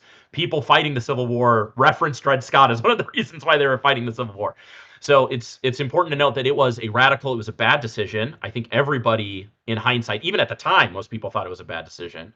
But it was trying to achieve a political goal instead of a logical, well-reasoned, legal opinion. And that's important because I think that what the Trump folks are asking for is another version of Dred Yes. Scott, that we need a political outcome. And the best way to get that political outcome is to have justices look the other way on the history and the law, and instead just make an arbitrary decision that is politically useful in the moment. So And it's that's yeah. that is a good domino for public strife. I totally agree, and it's certainly what these people were trying to avoid after this bloody conflict in the Civil War. It's 1866.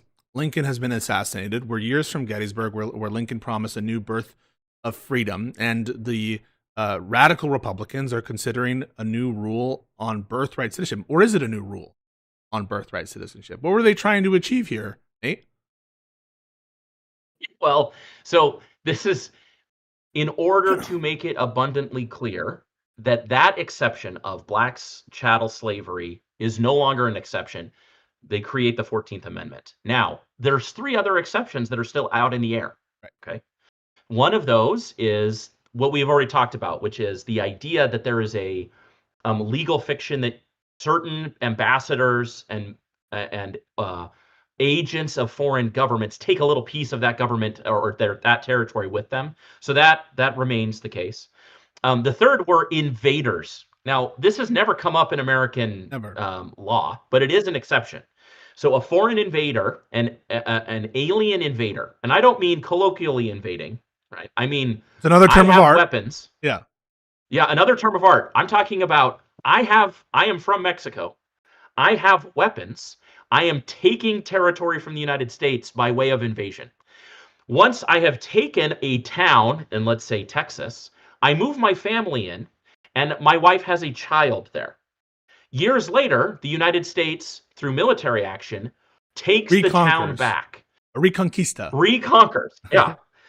And so, of course, this isn't, in my opinion, it's not even an exception, but it is, you could conceive of it as an exception where an alien, a foreign invader, has taken territory from the United States, and therefore allegiance doesn't track because they're foreign invaders and they've conquered the territory. The territory is no longer subject to the dominion of the sovereign of the United States, right? So like that just sort of makes sense to me. It's not even an exception, but it is mentioned in the literature. It's just an operation of the rule. Yeah. No, I understand that it's sort of categorized as an exception, but I just think it sort of follows the rule that established it in the first place. And so I agree with you that it's better thought of as an operation of the rule than specifically speaking like an exception to it.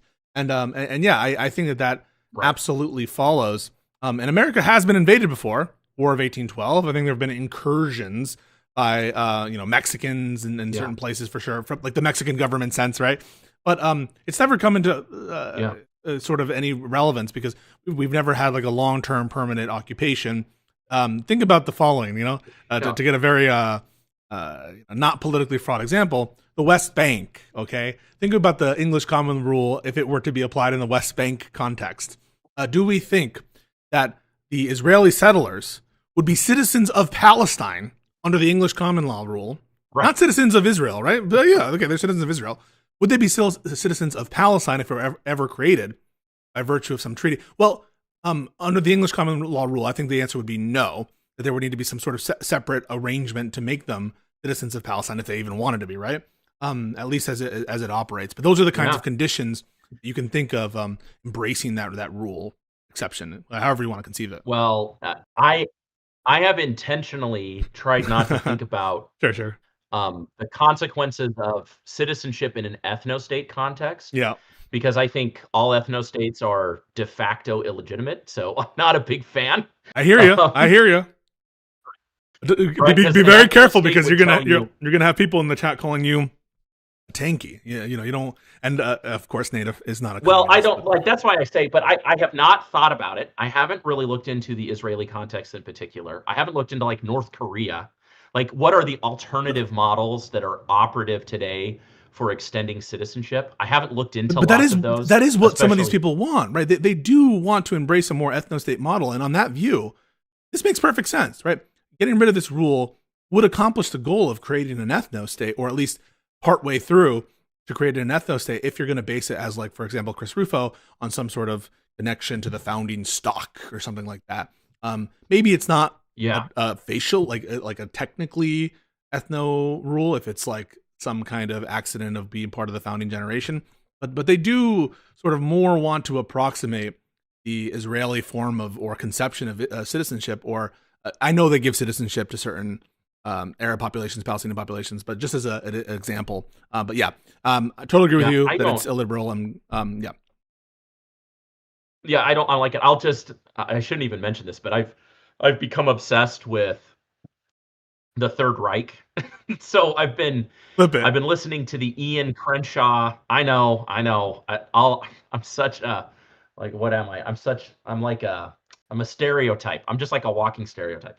Anyway, so I've been listening to the Ian Crenshaw 2-volume biography of Hitler. So Ian Crenshaw, he's passed away, but this was a 1998 publication. I just asked ChatGPT, what is the most scholarly biography of Hitler, and what has been cited to the most in academic literature? And they came up and it told me Ian Crenshaw, and it's 47 hours. Okay, so I am 39 hours deep. One of the interesting things that this issue touches on, one, Hitler almost got deported. Did you know this? This blew my mind. Yes.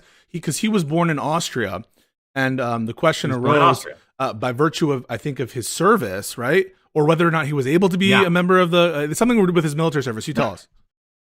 That's right. So Hitler does this putsch in 1924, where he tries to take over the local government of Munich. Yeah, like a freaking weirdo, and it doesn't go well. He then goes to court, and they find him guilty of trying to overthrow the government, because that's what he tried to do.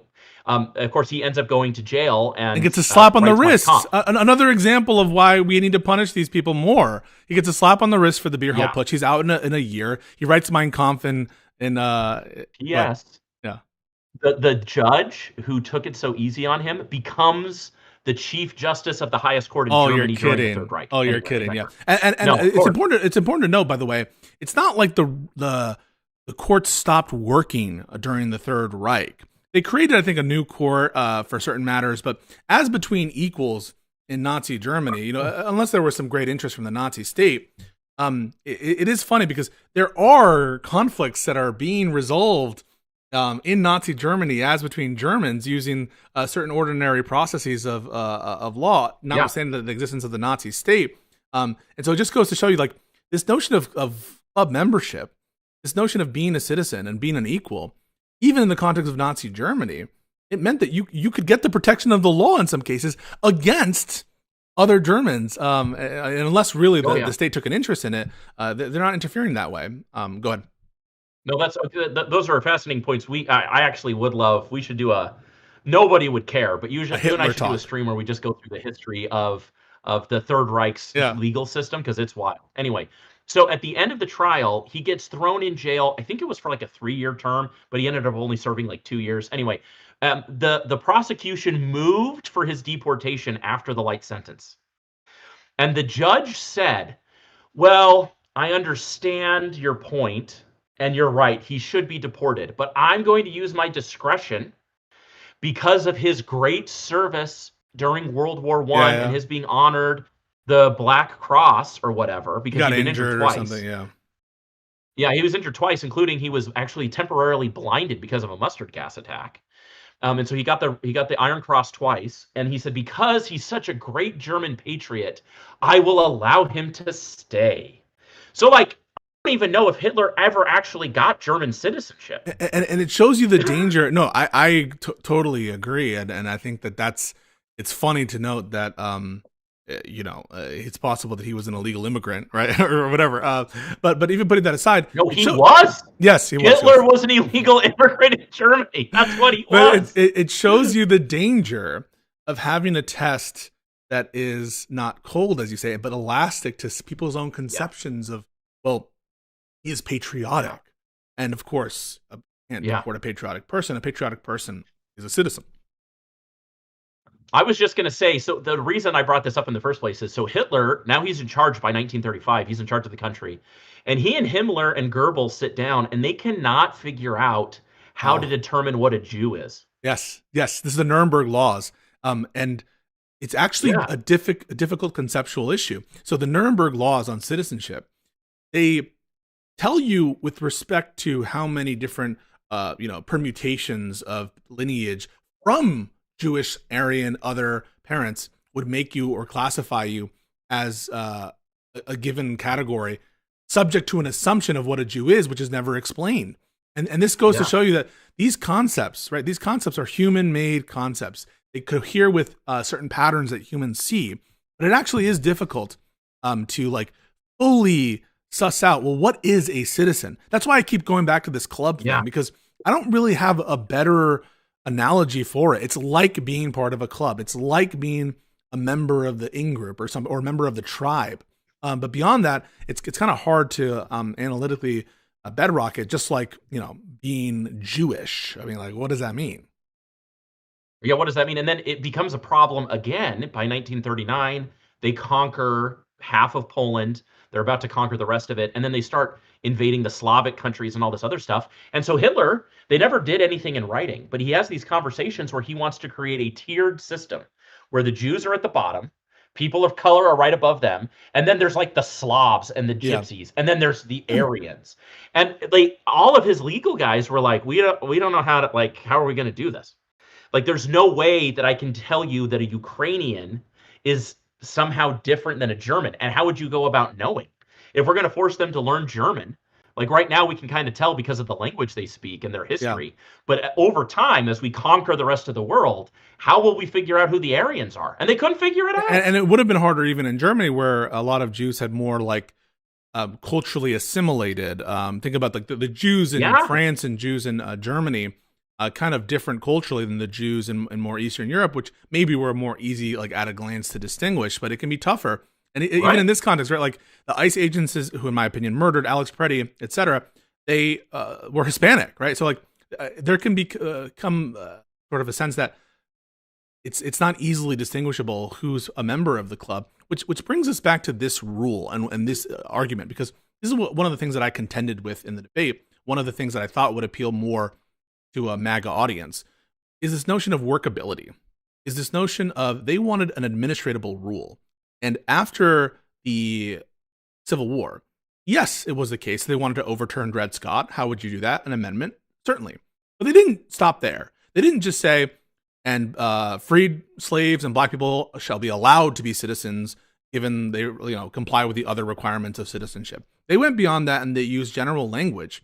And I argue that one of the policy reasons they did this, in addition to overturning Dred Scott, was to settle a certain set of issues and to make a rule that is administratable and workable, which was the rule they were familiar with, and to set it as a matter of constitutional provision. And that's what I think a lot of these Yeah. debates, which have been misinterpreted, indicate. But yeah, tell us about this debate and about the 14th Amendment here. Okay. So there's this terrible misuse of the following. So Mr. Howard presents the 14th Amendment.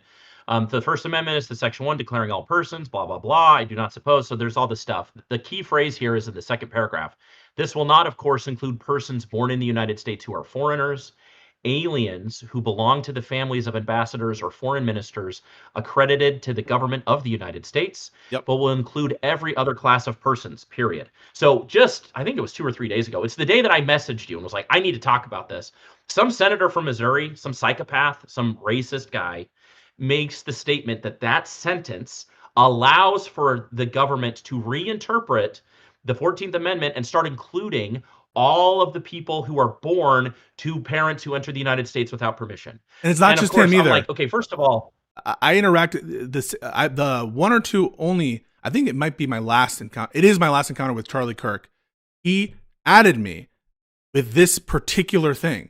So this quote from Howard is being circled around, and it's so terrible of an argument. But I'm going to let you make it because it is shocking. so 2 things about this. One, this is not a written statement. So these are from the Yes. notes of a person who's taking down just him extemporaneously introducing the bill, right? So the punctuation on this, the commas, are Discretion not of the meaningful. yes, That is it is the discretion of the person transcribing. That's right. So this isn't like Mr. Howard put in these commas that would somehow indicate that foreigners, aliens who belong to the families of ambassadors or foreign ministers are somehow discrete, independent categories or groups. And so I think that because of how it's written with the commas, people who are motivated, because they're not actually interested in the law, they're interested in the result. So the people who are interested in the result of denying people citizenship and entrance into the polity are doing so because they're just trying to find any little piece of language that they can gin up to justify their horrific position. And so they're trying to use these offsetting commas as a way to do that. Of course, that's not the case. But even The in the next English slide language with shows you. those commas, I forget the exact. There's a phrase for this kind of thing where even if you read this as a text, right? Even if you did that, and this was deliberately done, you can offset another word which describes the previous word. So if you were to say, commas. yes, Yeah. with commas. So you say something like domestic animals, pets, right? And then it's clear that you're when you don't have an and at the end Same there, category. that it's the same thing, Yeah. and or just another word for the previous thing. And so this sentence doesn't make any sense if you read it as foreigners, comma, aliens, comma, who belong to. Who belong to, of course, has to modify something. It's not a self-standing thing, and there's no and there. Yeah. And it also would be redundant to say foreigners and aliens who belong to families of ambassadors, because, of course, you could just say foreigners. And also, one other thing, sorry, I'm almost taking your thunder here. This is even wrong by Howard's own lights, right? Because this is referencing persons born who belong to families of ambassadors, and of course the 14th Amendment applies to babies. It applies to babies, and this particular quote sometimes conflates the babies with their parents, and that I think crucially is a problem. Right. Go for it. Which, by the way, because again, these are just people riffing on the Senate floor. So if you go to the next slide, there's a riff on this exact topic. Yep. So on the next slide, we've got a situation where somebody by the name so Howard says, quote, undoubtedly, the expression is used in both those instances, referring to different use cases that people were talking about on the debate floor, in the sense in which it employed in the amendment now before us.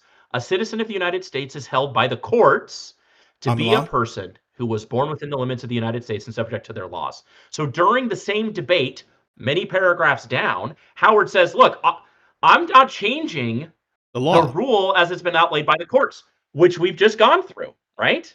Yep. So Mr. Fresden, jumping ahead again, suppose a person is born here of parents from abroad temporarily in this country. Mr. Wade, a co-sponsor to the amendment.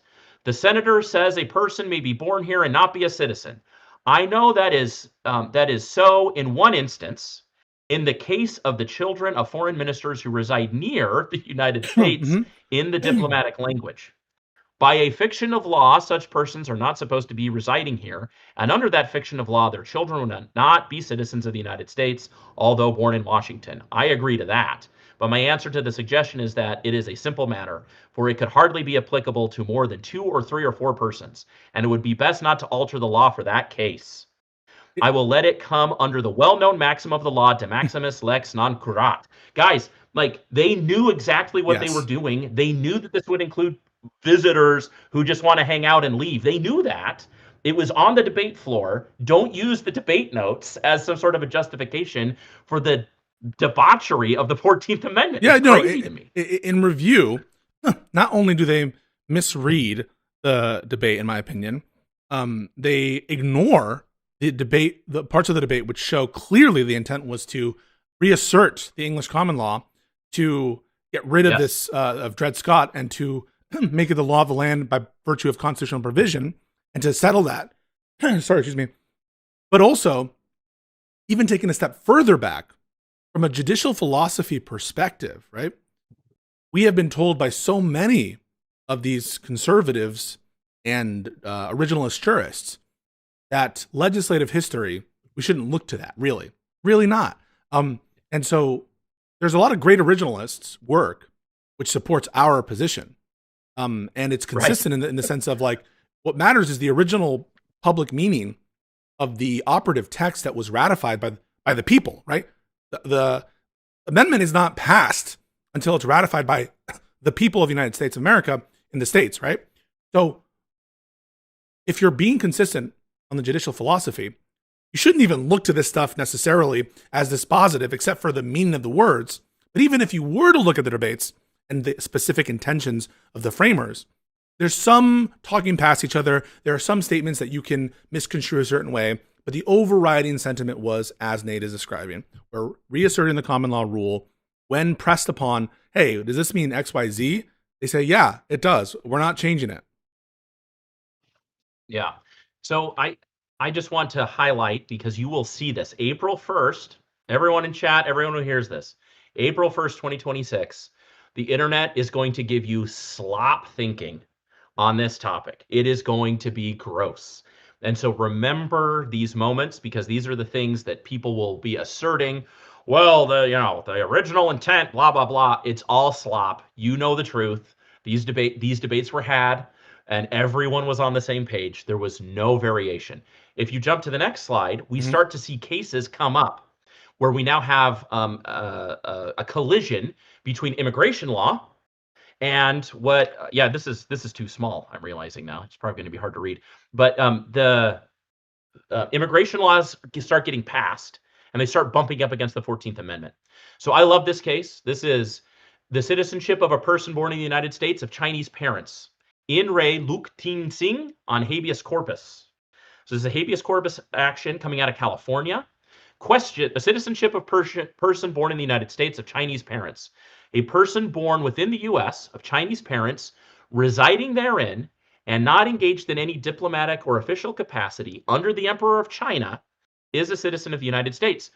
Pisco, why is this even relevant? Why is this coming up? Congress in 1880 had just passed the Chinese Exclusion Act. Law, yeah. They have made all Chinese non-citizens illegal. Yep. So let's rephrase this.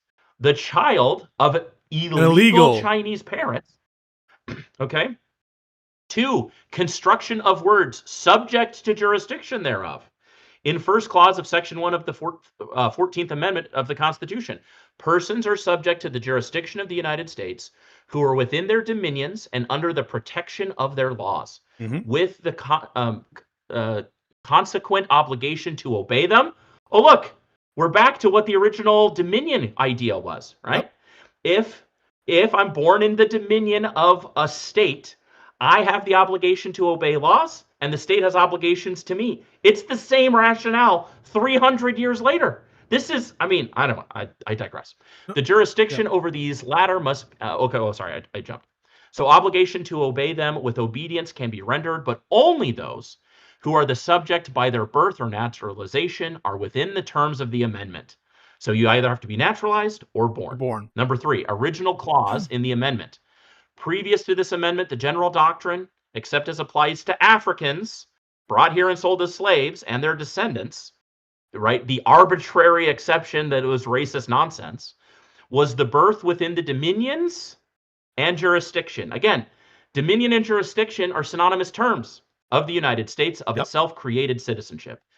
The amendment was adopted as an authoritative declaration of this doctrine as to the white race, and also to do away with the exception as to Africans and their descendants. Yeah, that's guys, perfectly in line with what we're talking about. Yeah, it's the same stuff this entire time. It's not changing. And there's an additional component here that the 1880s brings up, and you mentioned it, which is the advent of new restrictive laws. Now, I take offense to a Wikipedia article because the Page Act was sort of classically understood as the first restrictive immigration law in the books. And now the Wikipedia article has changed, like, it's a myth, it's a myth, it's a myth. No, guys, no, guys, not in the sense that we mean. Yes, there were some state laws about contraband that were enforced. Yes, there was, and something crucially that I brought up in the debate, laws banning the importation of persons who are slaves into the country. Yeah. There were those laws, but not in the traditional immigration sense that they're now starting to come up. What does that lead to for 2 conclusions? First, conclusion number 1, we don't think in 1860s, before the first immigration restrictive law that we were thinking about was passed in 1875, the Page Act, that they were thinking this concept of jurisdiction, putting aside the historical pedigree of the concept that Nate has laid out, is turning on laws that weren't even on the books at the time that the 14th Amendment was ratified. But there's a second point here too. which is having to do with the very law that I'm talking about, banning international slave trade.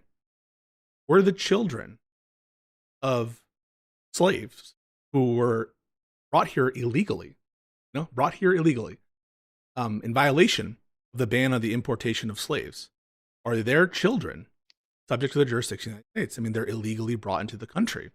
And the answer is, of course. Of course there are. And now Ryan's response in the debate was like, oh, that's dealing with like people who were brought here in the early 1800s. And no, they were importing slaves into the United States throughout that course. Lincoln executed a slave importer. The only person who's ever been executed for that was under Lincoln's administration in the 1860s. Right. And so if you take this view that being brought here illegally, which they think of a lot of these illegal immigrants being brought here in that sense, against the laws of the United States, without the consent of the United States, that somehow that would make you not subject to the jurisdiction of the United States. You have to grant that the children of those slaves would not be subject to the jurisdiction of the United States. But it's absurd, because if that's what's the test is, how could it be the case that by political allegiance we mean that loyalty in the sort of intellectual sense that you talked about, Nate, that someone stolen, kidnapped from Africa against their will, brought to this country against the laws of the United States, would have political allegiance in the loyalty sense to the United States government? Yeah. It is an absurdity. And we don't think that was in the minds of these people. They were thinking about this historical rule, and they weren't thinking about like modern immigration law. Sorry, go ahead. Rant over. That's right. And again, I just want to be really clear. All of these arguments are cynical. They are looking for any sort of justification to get to a result. They're not interested in the law at all. This is not a legal argument. And so I don't even like that we have to get into the weeds of the legal arguments on this. I think non-lawyers should feel very comfortable to say, sounds like you're just trying to break the law. And you would be right. Yes. They are just trying to break the law. You don't need all of the history. You don't need all of the details to get there. But of course, the more you look at the weeds, the more outrageous this whole thing becomes. Yep. Oh. Anyway, all right. Go next slide. Wong Kim Ark. I mean, this is the case. All over the Supreme Court decision. This is the big one, right? So again, this touches on a similar issue having to do with the Chinese Exclusion Act, right? So this is right out of the Supreme Court's decision. I cited it there to the Oyas. They've got all the text. Quote, the Chinese Exclusion Acts denied citizenship to Chinese immigrants. Moreover, by treaty, no Chinese subject in the United States could become a naturalized citizen, which I thought was interesting. By treaty, I don't know the details on that.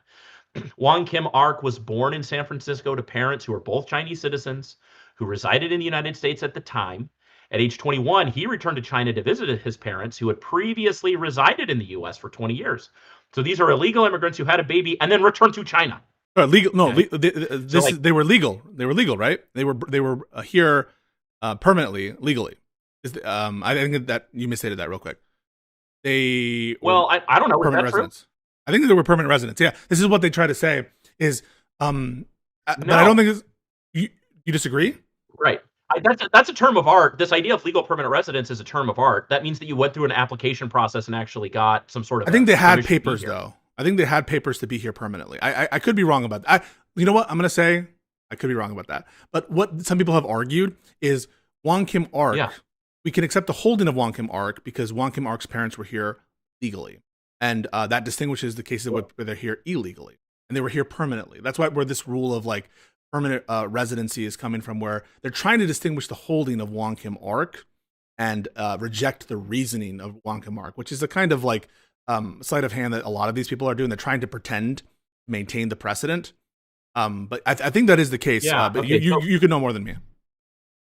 I don't know. We have to think through this. So Chinese Exclusion Act drops 1880. I don't know when Wong Kim Ark's parents. So if he's 21 prior to 1898, let's just assume it went quickly and it was like 1896. Minus 21 would put us into the early 1870s. Okay, so I guess they could have entered the United States when we were an open borders country. Right? Various sources say he was born in 1873, 1871, 1870, or 1868. Yeah, so people are just trying to do the math based off of what the Supreme Court said, right? I don't know if we know his birthday. So nonetheless, okay, so fair enough. His parents entered the United States prior to the Chinese Exclusion Act. They would have had no paperwork because none would have been required, Fair enough. right? Okay. No, that's a good point. Fair enough. Right. And then at some point they would have returned. When did they return to China? Right. Yeah. So they returned in the families returned to China may have been spurred by 1870 by the riot of 1877. So at the time, folks, there was a lot of like labor Okay. um, concerns in California and hatred of the Chinese people who were like working in laborers and stuff. And so it looks like in the late 70s they left, and he left in 1889 to go visit China or to return to the family farm and then come back eventually. Yeah. Okay. So if we think through that, then what we had were temporary migrant workers who came to the United States, left due to racial prejudice because it Right. was an unsafe place for them. After they leave, the Chinese Exclusion Act indicates that no Chinese people can come to the United States legally. Their child returns to the United States at the age of 21 and is denied entry because all Chinese people should be excluded. And the Supreme Court says, quote, because Wong was born in the United States and his parents were not employed in any diplomatic or official capacity under the Emperor of China, close quote, Mm-hmm. the citizenship clause of the 14th Amendment automatically makes him a U.S. citizen. Yep. So I don't know. I haven't read the dissents on this. Maybe I should go read the dissents. Maybe they talk about some of this stuff. I'm not sure. But to me, it would be very weird to construct an argument that somehow the parents were here legally, whatever that meant, I guess, in the mind of the person I making think the not argument. I don't know what they mean illegally. by that. I think they would say it's like they weren't here against the law or something like Okay. that. Which Right. whatever the difference is Okay. there. But I will note something here that this excludes. In the debate I had with Ryan, so I mentioned this point about signing up for the draft, proving your allegiance. And so after he got owned at that point, he's like, oh well, allegiance follows that of the parents. But Wong Kim Ark specifically rejects that because, of course, the parents are subject to the Emperor of China, right?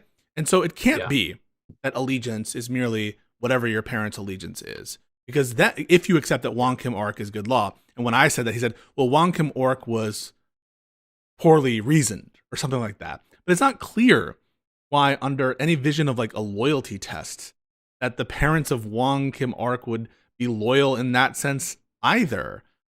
So whatever the rule is, I think Wong Kim Ark forecloses a lot of these theories. And so that's why I think in order to uphold Trump's rule here, it's going to be either some procedural bullshit that I might not even be aware of, or they have to Yeah. take a hammer to the intellectual bedrock of Wong Kim Ark that it was resting on, which is the English common law.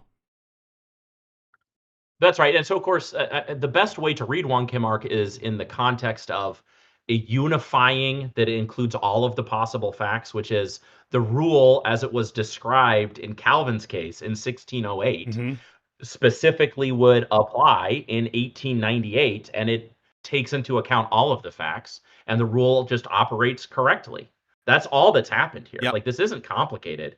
And that's why I say, in order to come up with some sort of different reading of Wong Kim Ark, you would have to really want to get to a result that is not the natural reading of the case or the facts, Yep. and specifically not of the history, right? And so, anyway, you see the point, but that's you're not going to see a ton of references back to Luk Ting Sing, although that might occur, and you may not see very much in Lynch v. Clark. But you're going to hear the Supreme Court, no matter what its decision is, talk about its decision in my brain Wong just Kim Ark. broke inside Don't of worry. Wong Kim Yeah. Ark. Okay, So so and Lynch v. Clark, is that a New York case? I think it is. I didn't put the full Yeah, citation in there, but I think it's a New York case. It's a New York state case, and the point of that is not to suggest that like New York binds the rest of the country. The point of citing Lynch v. Clark is to establish that there were people at the time, jurists, who were looking around and acknowledging this is the rule, and so that's evidence of the rule's existence. Not that necessarily the decision of Lynch v. Clark is binding in the set of like binding precedent, but that it is informative of an unbroken streak of applying, the version of English common law rule. Again, with some hiccups in the case of like slaves, but yeah. Yeah, I think that's right. Okay, now we're getting into the meat and potatoes here. I Oh, probably have to go in about 15 oh, no minutes, worries, no and worries. so we're about to. This has been great so far. So now we're getting into Trump versus Barbara. So the executive action by Trump establishes basically Yep. two classes of people to whom they deny birthright citizenship. If your father, sorry, if your father is not a LPR or a citizen, and your mother is one of two things: a temporary person not here permanently, so a temporary visitor, a student, those kinds of things, or if they're here against the laws of the United States. And those two classes of individuals, what Trump's executive order does is say we are not going to recognize your citizenship, and that was immediately challenged. There was a decision relating to the scope of relief that some courts offered. This is the CASA decision, saying strike down universal injunctions, the interpretation of the Judiciary Act of 1789, and ultimately, though, it was quite simple to get a class action certified, and that multiple of them ended up at the Supreme Court. I think the Washington one is still, they haven't decided the cert petition there. But the first one that they took was the Barbara case, and that's what you're about to tell us about. That's right. I just want to mention, because we started off our conversation talking about the Enlightenment and Enlightenment values, and that one of the values is that all people are born more or less equally, and inside of a state of nature, they are inherently sovereign and free. You will see that we have abandoned this language inside the executive order. So, Section 1, purpose. The privilege of United States citizenship is a priceless and profound gift. Oh, so it's a Privilege now. dispensation. Yeah. It's a dispensation from the sovereign. So I guess it's Trump is the one who gives all the gifts to all the people being born during his Mm-hmm. presidency. I actually think that that is the mindset of the administration, by the way. 100%. Um, and I think that it is entirely anti-enlightenment. It runs contrary to all the things that our founding fathers believed in and thought about, and it runs against hundreds of years of British common law and value systems to say something like that.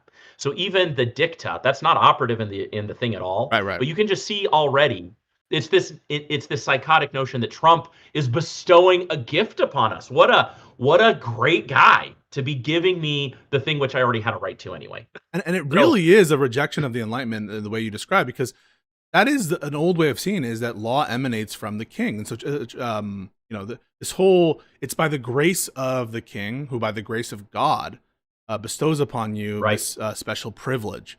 That's a flipping of the philosophical bedrock here, but very much in line with their I don't know what to say, like their monarchical way of trying to govern.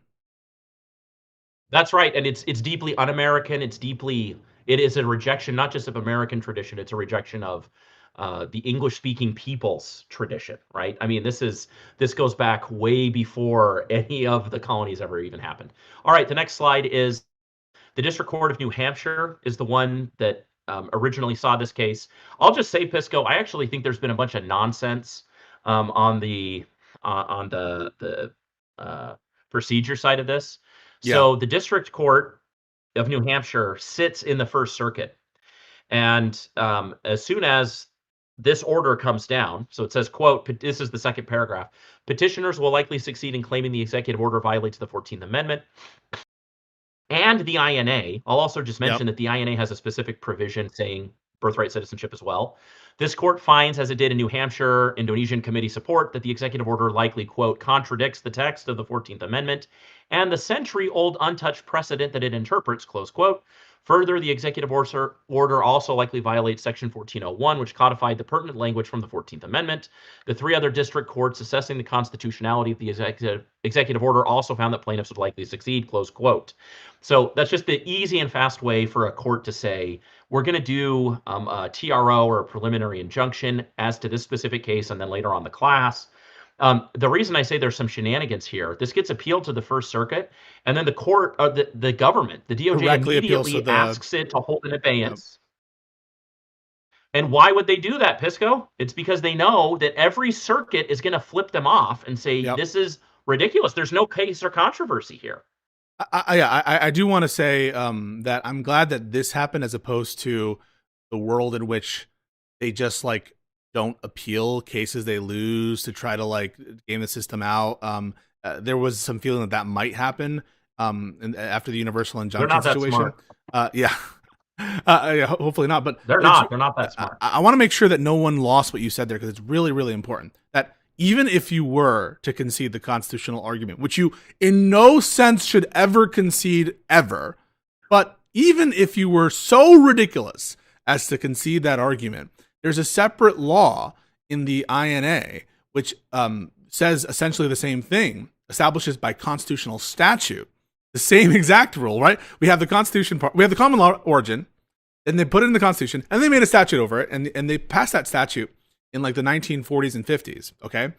And so even if you were to grant that they were wrong, Wong Kim Ark was wrongly decided, the people who passed the statute in 1940s and 50s, they thought what they were doing was incorporating Wong Kim Ark. So even if Wong Kim Ark was wrong, the purpose behind the legislators in the 1940s, 50s who established the statutory scheme, they were incorporating. Maybe it was a wrong interpretation. It wasn't, but that's what they were doing too. And so there's two arguments there. I hope the court will finally and concretely resolve the constitutional issue. I hope they won't just do the statutory one, but they could if they wanted to just address the statute without going into the Constitution. I know I'm taking up a lot of your time.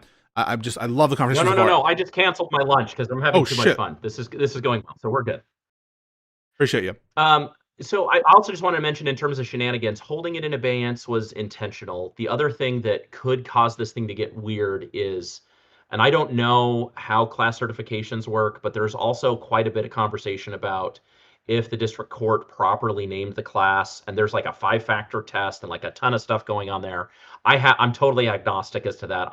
Not my area. I didn't go take the time. It probably would have taken 10 hours for me to figure out whether or not there's any sort of action there, but it's conceivable the Supreme Court could, as an extension of CASA, say, no, this isn't how we're supposed to do For Rule these. 23 purposes and for class action stuff, which is, Yeah, I think it's so ridiculous because this is like the classic case in which you would want like either an issue class or some sort of injunctive class that isn't deal with money damages. It's yeah. one legal issue. There's no like big factual thing. There's a question for you in the chat here, Nate, from a friend of the, consistent chatter of the common good. Quote, this conversation is so great. Is Nate a Lincoln Republican or a Galbraithian developmentalist leftist? I don't even know what that means, but I don't know. I'm tabula rasa. You tell me. If I sound more one way or the other, then I guess that's what I am. I don't even know. I have no idea. I just know that I love America and I love the Enlightenment and I want to do those things. That's what I know. Space. Okay, so we have the decision from the District of New Hampshire. They go to appeal it and then say, hey, we actually don't want this intermediate appellate court decision. Let's just go straight to the Supreme Court. And frankly, this has been their posture for a lot of stuff to try to just like not let the issue percolate in the intermediate courts. And the Supreme Court has been very inconsistent about whether or not it cares for legal issues to percolate in the appellate courts.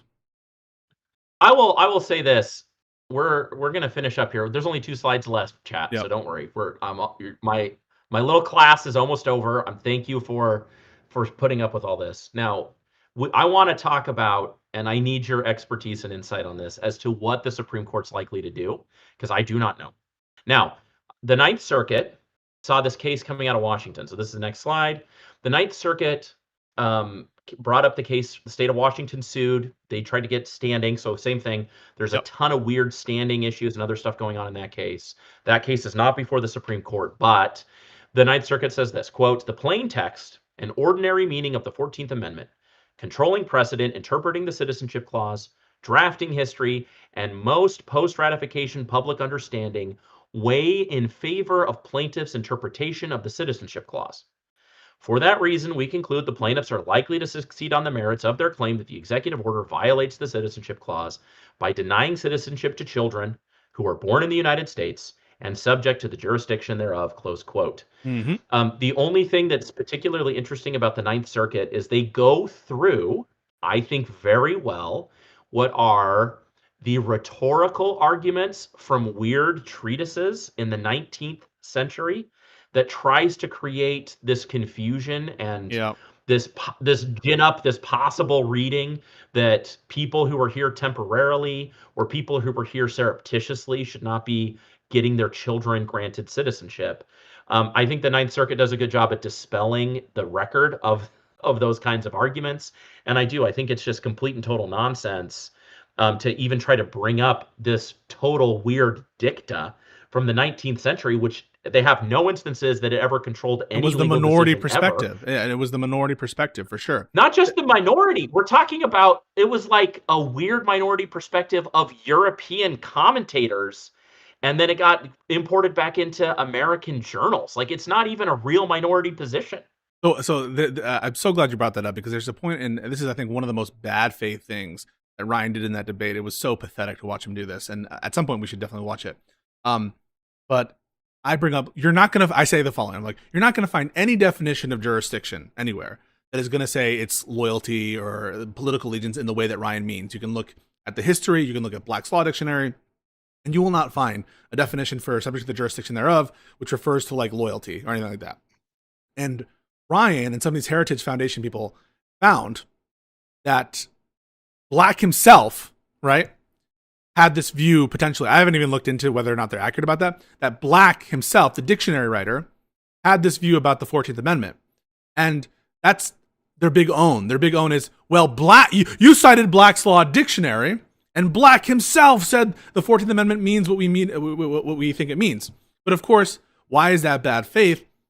We don't cite a dictionary for what the dictionary author's personal views on a legal issue are. Okay? We don't look to the dictionary. Right. The dictionary writers aren't jurists necessarily. They're not binding on anybody. And at most, they're compiling sources to try to demonstrate the public meaning of a term. And what's helpful to understand the original public meaning is the dictionary, not the specific subjective views of the dictionary writer. It's like we don't look to Merriam-Webster because we want to see what Merriam or Webster, I don't even know, they're separate people. I think Webster, I think they are separate.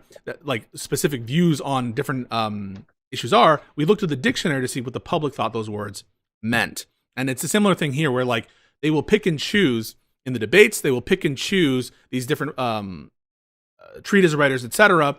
But they're not looking at the overall big picture here.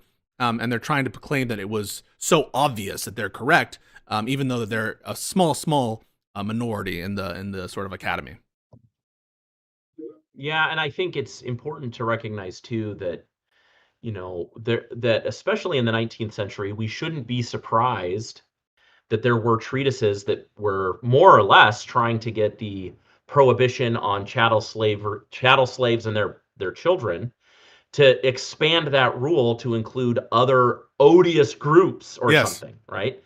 Like to say, like, I'm sure if we went to 1830 to South Carolina and asked a slaveholder, hey, do you think Mexicans born in the US should get citizenship? I'm sure he'd say no. I don't know why that's relevant. Yeah. The fact that there are people today who think that the 12th Amendment was a bad idea isn't relevant in my life. Like, I don't care about that.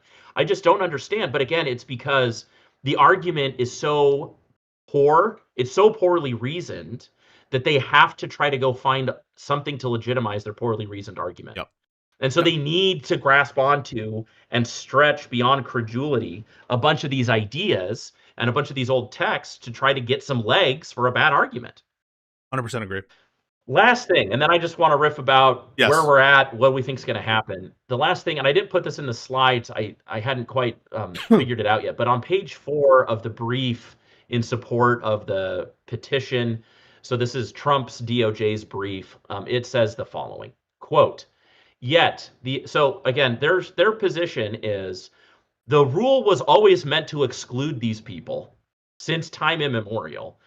We've just been badly applying the law, okay? They can't actually find an instance where the law was applied in the way that they're saying, but that's beside the point. That's their position. So, quote, yet the executive branch, this is wild to me. This is why I say this is an attack on the Enlightenment. It's much deeper than just a policy issue. Quote, yet the executive branch has previously applied that misinterpretation to confer the privilege of American citizenship on hundreds of thousands of people who do not qualify for it.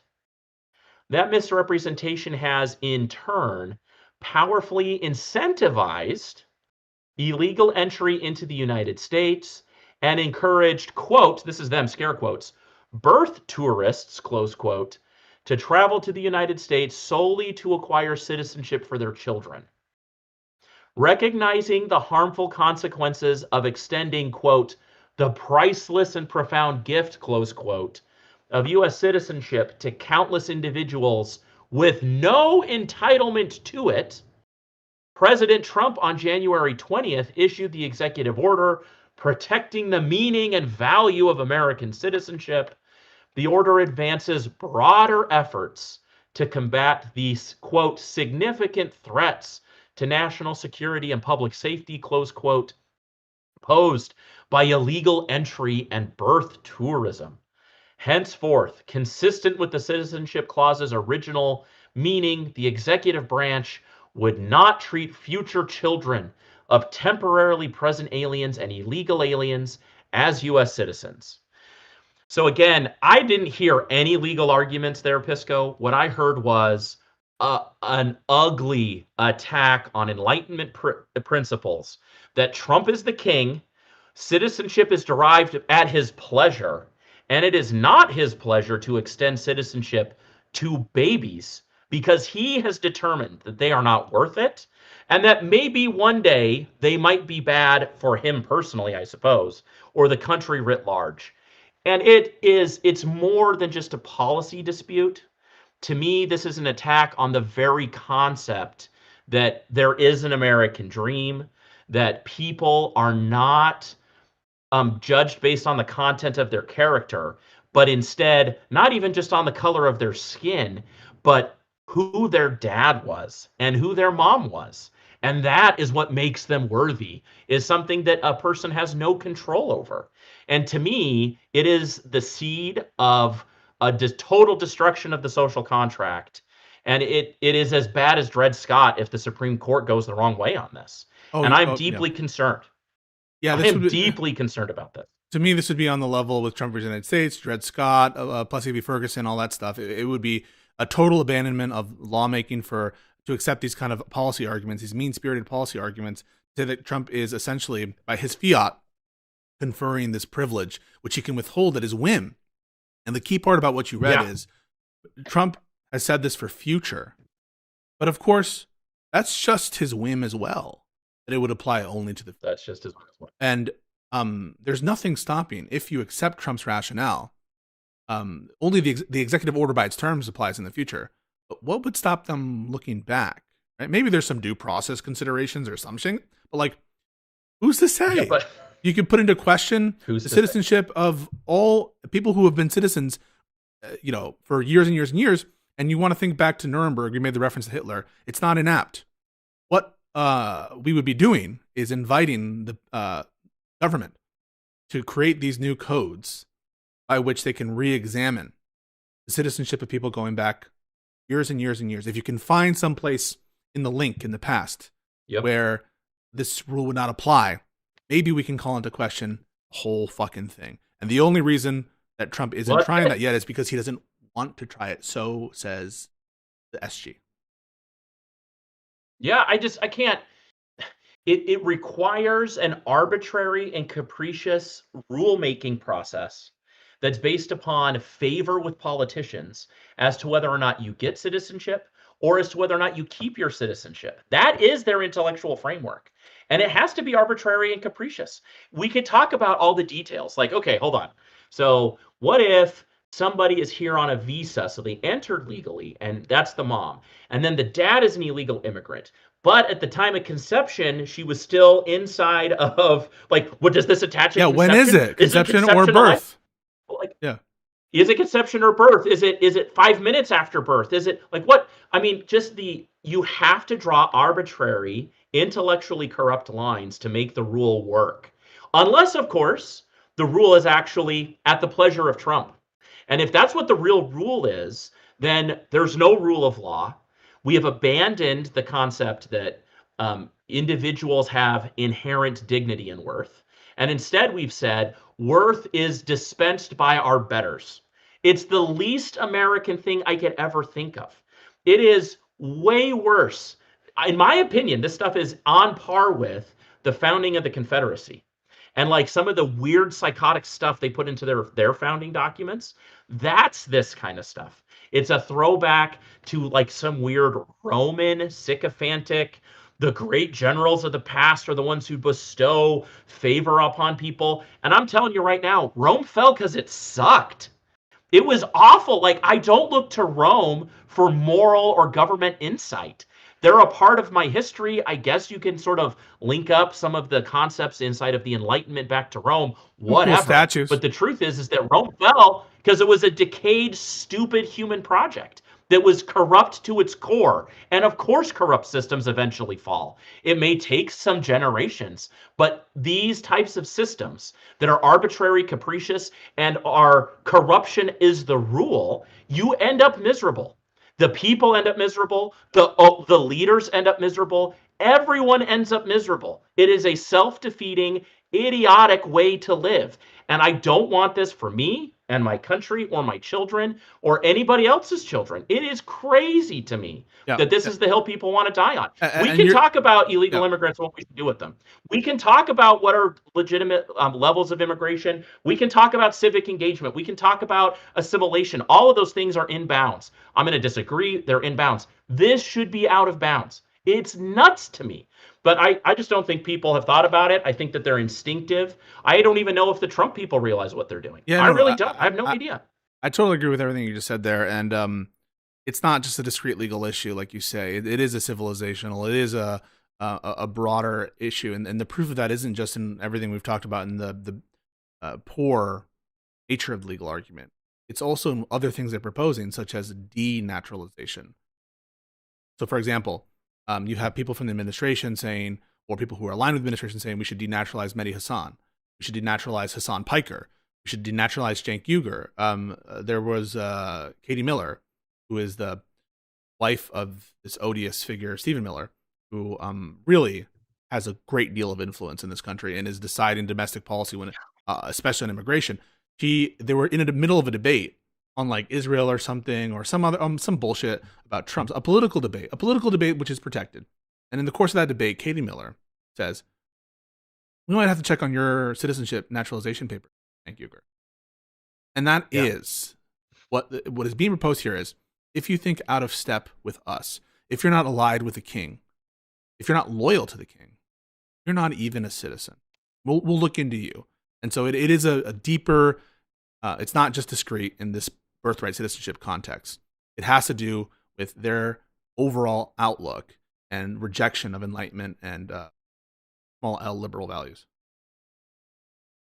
And I just want to be clear too. I'm not predicting. I don't know what's going to happen with the Supreme Court. Gun to my head, I think it's an 8-1 decision. I think that the only person who goes along with the government on this is Alito. I think everybody else sits, including Clarence Thomas. I think that he's going to sit on this one. Privileges and immunities reasons, like weird stuff that we haven't talked about now. Stuff. I think, there's other weird reasons, but I think it'll be an 8-1. That's just my take. I have no reason to believe this. I don't know. I've actually met Clarence Thomas. I actually took a class from him for a week. People say he's really Creighton. nice. He comes to Creighton. His wife is a Creighton grad.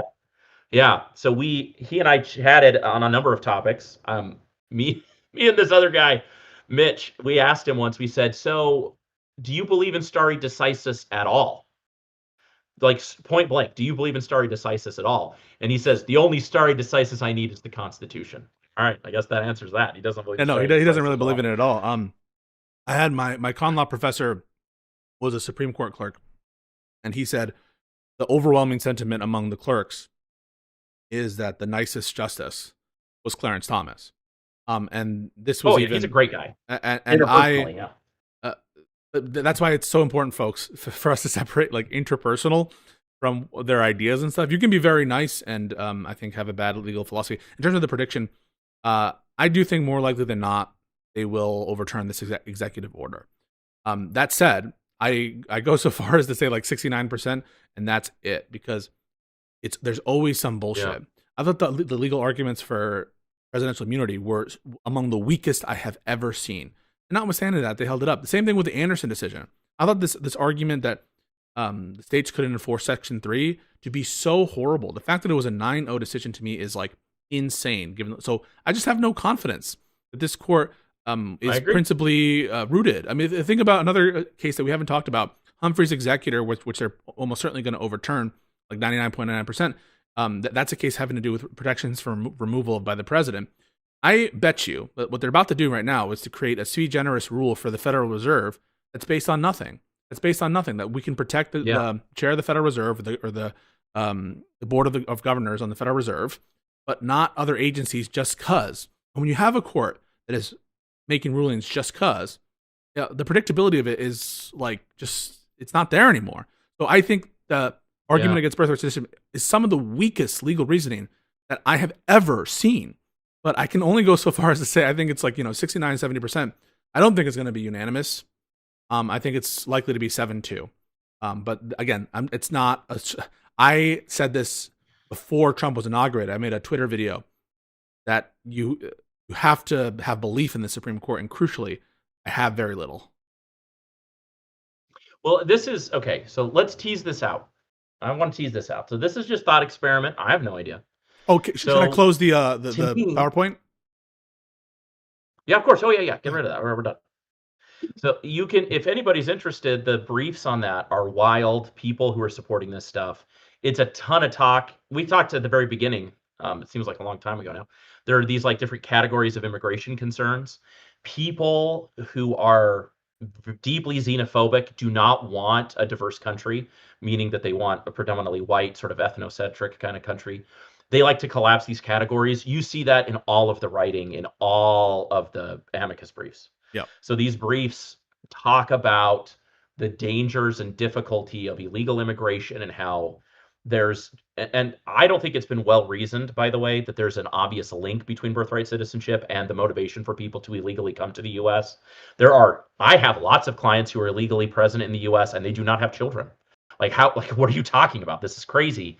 But they make that link and then they say it's such a vital import that we stop this immigration problem that we should really just ignore everything else. And that is very much what the underlying policy objective is to just make immigration impossible into the US. Yeah, And and I just we think just pause that right there because that's there's something really important there on the incentive structure for the immigrants.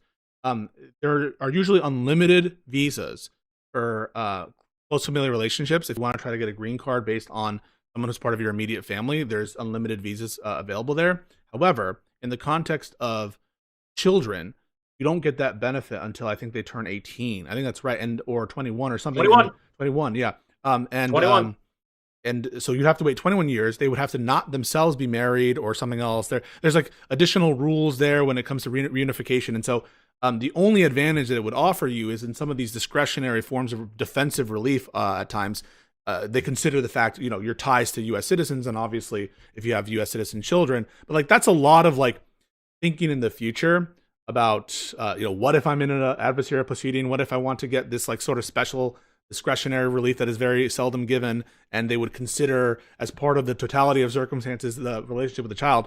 It just isn't a good, because your child is a citizen, it doesn't make you a citizen, and that's why we separate those two things. And if anything, it can cause problems. And so I just don't think that that's a really good incentives argument. You have to wait till they're 21. You're going to wait 21 years? Is that how we're planning ahead? That I do this so that in 21 years Yeah. I can become a citizen? So I think too, again, I think that there are valid arguments to be had about levels of immigration. What should we do with the people who are here? What should we do for border security?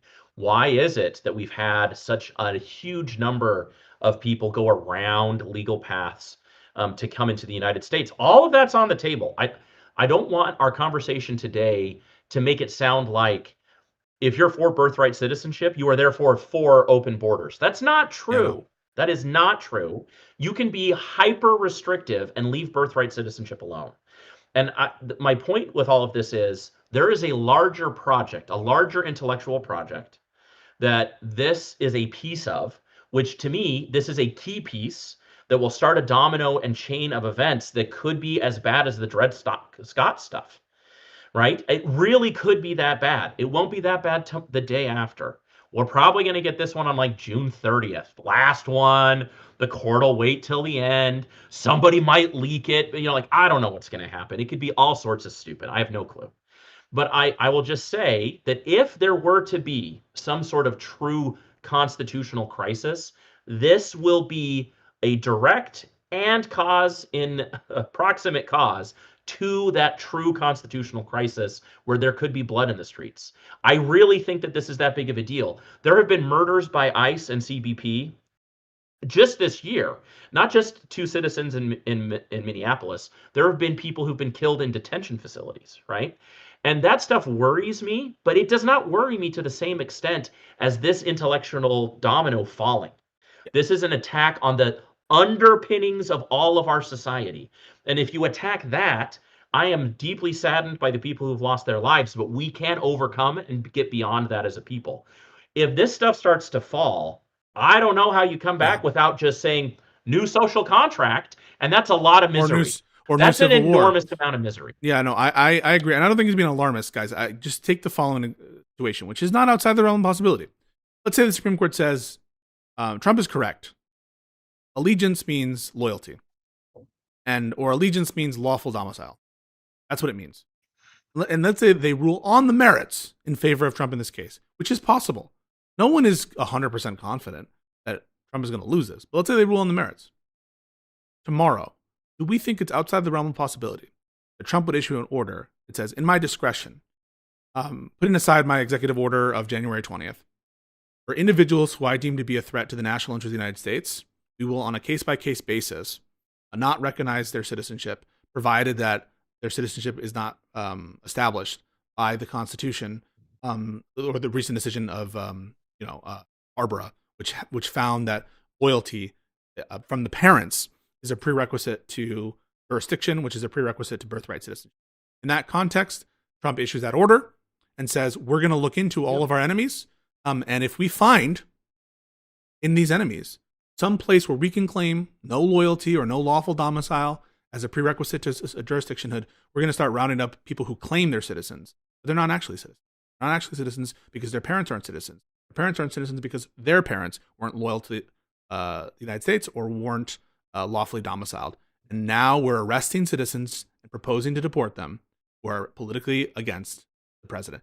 That's all it takes. And it's not beyond Trump to do that. If he gets a rule from SCOTUS suggesting one of these tests, they will start looking into, in the back, the citizenship priors of people they don't like.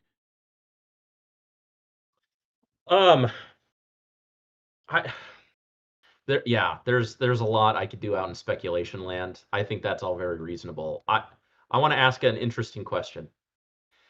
Ethnocentrism. So, and is there? I can't think of it, but is there a way that we could, while applying Enlightenment values, make an argument that having an ethno-state is in harmony with Enlightenment values? I don't think so. Can you think of a way to steelman that? Because I do think that there's a non-trivial number of people, especially white men on the internet, who are deeply concerned about demographic shifts. They're deeply concerned about the character of their country from an ethnic perspective. I think that is a real anxiety for a bunch of people. I don't share that anxiety, but I believe it's a real phenomena that's happening. And is there any way that inside of an Enlightenment context you could justify this kind of thing? I don't think we can, but I'd be interested in your take on that. Yeah, so not as we define Enlightenment values, but of course, we're not the ones who would define Enlightenment values in that context for themselves, right? Just as we alluded to, or I alluded to with our stream that we're eventually going to do on Nazi law and legal developments in Nazi Germany, right? It's not like they didn't have a conception of property in Nazi Germany. Not like they didn't have a conception of rule of law in Germany, in Nazi Germany. They did. It just had a denominator, and that denominator did not include enemies of the state, and that denominator did not include certain unspeakables and unmentionables. And so how do I imagine the argument going? Well, they're going to redefine Enlightenment values. Enlightenment values are white man's rules. Those are the rules for white people. And they were made by white people, by European Anglos, and that's to whom it applies. And these other people, they don't share our values, and they're not subject to our application of our rules for white people. We don't have to do that. We have to give those rules and those protections for the people who are like us, and they're not like us, and it was never intended for them be part of us, and that's why enlightenment and ethnocentrism are consistent, because they'll just define enlightenment so as to be exclusive to their people. So yeah, I think then you would have to take an ethnic value and attach it at the moment of birth and say that in a state of nature that white people are superior in that state and therefore play by the enlightenment set of rules, and that non-whites, and maybe there's a spectrum, I don't know, people get dumb and arbitrary and weird on this stuff. Maybe there's a spectrum of the browns where the Hispanic person is tier 2 and the dark African is tier You 7 or laugh, something, and the Jews are in there. you laugh, but I have to push you here. It's not like this is new. The American Indians' property Right. rights were not respected. Yeah. I mean, we have this case McIntosh, where that, I think it's the case is called McIntosh, that property Yeah. rights that everyone talks about. Same thing with members of quote unquote the slave race. And so, unfortunately, this whole like rules for thee and not for rules for me and not for thee, in the sense of rules being good, that is not something without precedent. And the colonists themselves recognize that American Indians had some sort of like right to occupy, right to reside, but they didn't really have the same kind of property rights as white Europeans. This was terra nullius, okay? And they didn't get to claim Yeah. dominion at all. And so that I don't think that that is. I think we've interpreted enlightenment Well, to but be equality, but it's not a necessary implication. yeah, that's right. I mean, as a practical point, you're right. I just mean, in order for an ethno state to really exist, you have to draw what I think is an arbitrary line somewhere. So, like I said, Hitler was trying to figure out how to codify and industrialize this process. Okay, and he and his best thinking people were unable to find a Yeah, rule or criteria that could hold. That's why I say, like, it is true to say that in the historical record, enlightenment values pop into existence as an evolutionary process. Let's give it the 17th century. sure.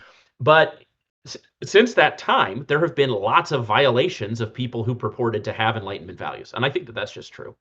But the values and the ideas that are at the foundation of the enlightenment that have to do with a baby is equal to every other baby, right? Like even height and weight and stuff, it's so different. Like as adults, we start to get huge differences as a practical matter. You and I are not the same height and weight and.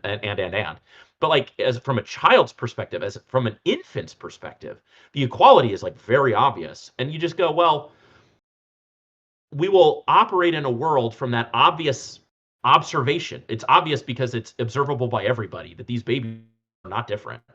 And then you say, okay, I'm going to make an arbitrary and capricious difference. And to me, it's just hard. I think you But they have don't to then start with start that though, appealing right? to. Yeah, they have this race Well, essentialist sure. Yeah, that's view. well, that's right. That's right. Yeah, you're right. So then instead you start off with some other sort of starting place. Because if you start at that place, if you start the story at the moment of infancy, then yeah, all this stuff makes perfect sense. But if you start at someplace else, like, well, I'm going to start at my quintuple great grandpa. That's where I'm going to start it, right? Or something like some heritage American kind of an argument. Then it's like, well, okay, but it's just arbitrary. It just gets back to you have to just do an arbitrary line. And I don't think that it's defensible with observation and evidence to say that that arbitrary line really makes sense. And then it creates, I think all ethnostates are inherently a ticking time bomb. I think every ethnostate is a ticking time bomb for the same reason. And I don't know. It's just strange to me. I don't know how you could look back to like the 1600s, the prior to the 1600s and go, that was it. That was the golden age. We just got to get back to the medieval period. Like that's it. That's where all the good stuff was happening. It's crazy to me. I don't get it. I don't get it. Have you seen the Spielberg movie Lincoln? I bet you have. Oh, of course. Yeah. Yeah. So I'm going to Yeah. quote from it. This is Lincoln talking. You're an engineer. You must know Euclid's axioms and common notions. The engineer responds, I must have in school, but Lincoln says, I never had much of a schooling, but I read Euclid in an old book I borrowed. Little enough ever found its way in here, but once learned, it stayed learned. Euclid's first common notion is this: things which are equal to the same thing are equal to each other. That's a rule of mathematical reasoning. It's true because it works, has done, and always will do. In his book, Euclid says this is self evident. See, there it is, even in that 2,000-year-old book of mechanical law. It's a self-evident truth that things which are equal to the same thing are equal to each other. We begin with equality. That's the origin, isn't it? That's balance. That's fairness. That's justice. In other words, what does it mean to say something is self-evident? Say something is self-evident is to say it is an assumption. It is an unjustified belief. An assumption is something that isn't proven. It's something, it's axiomatic before justification. Right. It's something on which A justification is brute fact premised. sometimes. Yeah. A brute fact. And for those who don't share in that self-evident truth, you will not be able to convince them. And they will find a way to try to justify their race science because they don't hold that assumption. And unfortunately, when we get there, when we get to the bedrock, when we meet the Joel weapons of the world, I don't think you can appeal to them with rational thought and logic. I think the only way to appeal to them is to their better angels, emotion, and appeals to character and things that are more intuitive and human than proving it. When I was 12 years old, I fell in love with America, and like the I really like that quote. I think that Steven Spielberg does a great job. By the way, the fact that a Jewish American would be the person to highlight that and Yeah. to help write those words, I think is like really impressive. I think it's really impressive. The moment that I sort of fell in love with a piece of media that caused me to fall in love with America was TNT back in like the 90s had what's it called? Angel? No, the Gettysburg movie. It was like a Mm. made for TV movie. I can't remember. I don't know if you've ever seen this. But it does. It's got the one of the main characters I think is Jeff Daniels, and he's Colonel Joshua Lawrence Chamberlain. He's like super young, right? Hmm. And there's this big moment on the Battle of Little Round Top, and so there's this. It's a true story. I don't know if obviously the dialogue is not true, but there's this regiment from Maine. None of them are professional soldiers, and they're going to hold Little Round Top, and they're going to turn the tide of the war for Gettysburg. At this exact moment, they win the battle because of the stand, and Colonel Chamberlain gives this little speech to his men. He says, Hmm. "We are an army out to set other men free. America should be free ground, all of it, not divided by a line between slave states and free, all the way from here to the Pacific Ocean. No man has to bow. No man born to royalty. Here we judge you by what you do, not by who your father was. Here you can be something. Here is the place to build a home. And it's not the land. There's always more land. It's the idea that we all have value, you and me. What we are fighting for in the end, we're fighting for each other." Like, how have we missed this? Where did that go? Like, where's that gone? I don't get it. Yeah, no, I agree with that. And it does feel though that every new generation needs to rediscover equality before under the law, equality of human experience, and just as Lincoln redefined what it is, Jefferson's words that all men are created equal. He really was. I mean, this was a sleight of hand in a sense. Yes, he's riffing on an idea that Jefferson had, but not at the level that Lincoln was expounding it, and in so doing claimed ownership of the entire history of the United States. What does he say in the start of the Gettysburg Address? 407 years ago, our fathers brought upon this continent, a new nation, clothed in liberty Conceived in liberty. conceived in liberty, and dedicated to the proposition all men are created equal. So he is specifically reaching in to the Declaration of Independence, for which to justify his notion, which wasn't part of the framing generation, that men are equal, right? And that we are all equal. And of course, the word there is men. And in further generations, we have to, again, redefine, reassert what it means to be equal with respect to women. And so I just think that this is it's not set in stone that society will always progress and move forward as we understand it. And sometimes there are setbacks. And if this were to rule another way, it would be a setback. It would be us fighting a battle we've already fought. The Civil War was about defining the scope of citizenship as a baseline matter. And it is very, very sad to me that we would, instead of looking to our fathers for guidance, for inspiration, and to be better than them, that we're repeating the same battles that they bled and died for in these places that you just noted. Yeah, I think you're right to say that some lessons can't be intellectually transmitted. They have to just be experienced. And so if we have to experience a bunch of stupid and a bunch of unnecessary pain so that we can stop harming ourselves in the future, then I suppose that's just where we are. Maybe there's just no other way around it. Yeah, no, I happen to agree with that. And the sad part, I had this view, and I want to get your take on it a little bit, and you will let me know when you really, really, really have to go. I just been loving the conversation. Yeah. I had a disappointment at the 2024 election. Obviously, I really thought that Trump should lose that election, and I got blackpilled for it. I'm like, American people, they don't really care about these values anymore. If they're going to elect this man again, we have lost our way. We don't really care about values, but I do think they care, but I think they care about it at a different level. And it's disappointing, but I think it's something. It's a bit of a white pill. That they care a lot about these values from a ritualistic sense, from a physiological sense, and from a community sense. And this is what I mean. They're not committed to democracy in the ideal of democracy. They're committed to democracy because they like to vote, because it's fun to vote, because they've always voted, because Americans vote. That's just what Americans do. They go to their local place and they vote. And then you know what happens? They talk about it and they watch the news. And it's fun. Even the Trump stooges, right? Many of whom are trying to undo elections and democratic processes. You watch their stooges on the news and they have these election day watch parties because that's just what Americans do. They like to do it. There's a reflexiveness about the practice of democracy. And in the context of what's going on with ICE, etc., is it because ideologically Americans are not committed to mass deportations? No. If you ask them the question, are you committed to mass deportation in the way that you phrased at the start of the conversation, they'll say, ideologically want to deport every single illegal immigrant. But what gets their jimmies rustled?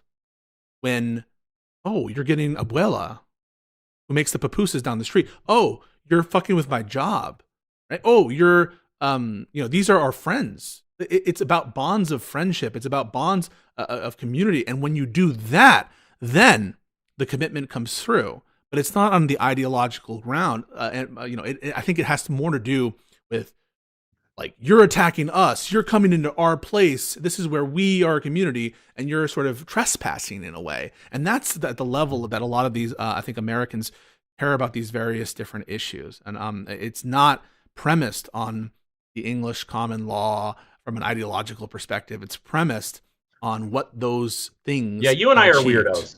Yeah. I agree with that. Yeah.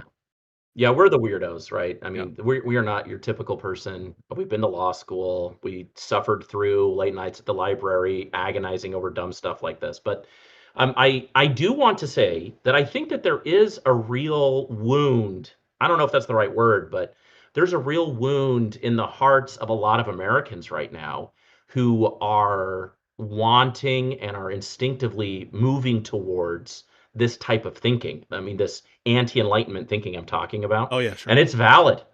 Like, this is not a moral failing, although I do think that it manifests as moral failings. Okay, I want to be clear. I think there are moral failings, but I think that the underlying feeling that somehow the country has left them behind, that the character of the country isn't something that they recognize or they feel included in or a part of, I think that's real. I mean, I do think that's real. I just wish that the instinct wasn't to reach for tools that I think are so harmful. That would be my hope. And I do think that the country needs to do a better job. And I think this is why I'm not a leftist and I'm not part of the Democratic Party. I'm a registered independent, I'll have you know. But the reason I don't associate with that is I don't think that Democrats have provided a very good story or mythos to help explain what we should be proud of as Americans. I think that there's been a lot of cynicism based in reality. Again, I think that there's a wound sitting in the hearts of generationally disenfranchised Black people in this country, and I think that's valid. And I think that those wounds, however, people have reached for tools that are not ultimately going to fix that or help that wound heal. And so I just hope that at some point, somebody somewhere is able to stand up and have a vision for the future that is a little more universal and isn't so tribal. These propositions by the Trump administration are a siloed tribal tool and solution. It will not work for tens of millions of Americans. It is self-harming. I have to admit that the left, I believe, has come up with some of these not similar, they're not similar, but they've come up with other things that I think have siloed us as well, and hasn't been very universal in its approach to trying to make all ships rise, Mhm. especially on the cultural front. I think that it's been fast change, and I think people have been left behind, and I don't think those people should be lectured to. I think that's a mistake. And so, Strategically, those are yeah, just no, wounds. How yeah, are they going to heal? yeah. It's not going to be me Yeah, who's going to and be able I don't know how to those do wounds the. heal. Yeah, it's I people like me can't heal the wounds because I'm too haughty. I talk down sometimes, and I ridicule, and Yeah, my attempt is sometimes to truth tell. And so I don't know that I'm the best person to communicate that message. Whoever is going to do it, it's on a different level. And yeah, I understand. We've seen The Dark Knight where Michael Caine, Alfred says, they in their whatever they turn to a man they didn't quite understand, and I think that that's kind of yeah, describes a yeah. little bit of what's going on. I mean, these solutions I agree aren't with that. solutions at all. I mean, it's madness in a way, and they don't truly understand. And you can tell by the polling of it that what used to be Trump's issue, I think he might still be above water or approaching above water on specifically the border. Like there, it's like it's always up and down. But like on Yeah, immigration is way down. Um, and it's because I think that it's more about the sentiment and what it feels like. And it feels like Trump represents renewal. Trump represents strength. Trump yeah, represents some concrete identity. Now I think it's all lies, pack of lies, but there needs to be an alternative, and that can't be intellectualism. That can't be technocratic, talking down to people. And so the people like me aren't going to provide that solution. It's going to be someone who speaks to the people, the disaffected, in a more emotionally resonant way that makes them feel connected, like Trump does when you look yeah. at those MAGA rallies. And I think that it's been undervalued by because obviously I dislike the president. I don't know if that's a surprise as we've gone through this exercise today. I do not like the president. At the same time, I cannot deny most of my family on my wife's side, they're not just Trumpers. They stand in line for 5 hours to Mm, get into a stadium where they'll sit for 2 hours before Trump comes. And you know what they have is they have the feeling of a new community. And that's what they have. I mean, they are flocking to a community, and it's real, and it has been good for them, and it's helped give meaning to some of these people's lives. And I will not deny that. I, like you, think that we've turned to a guy who isn't particularly principled. He kind of has a mafioso approach to life. I think all of his life, not just his governance, but all of his life, is sort of a mob boss mentality. I think I really enjoyed the TV show Andor. I'm sure you would like I that. I really don't know liked if you it. saw that. Yeah, I saw it. Yeah.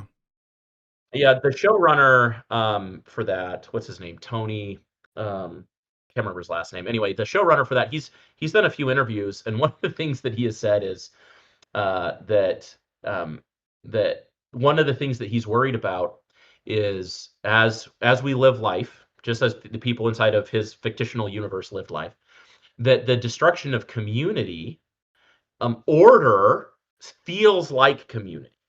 That having like a clean street, having a clean street could mean that you have a really strong community.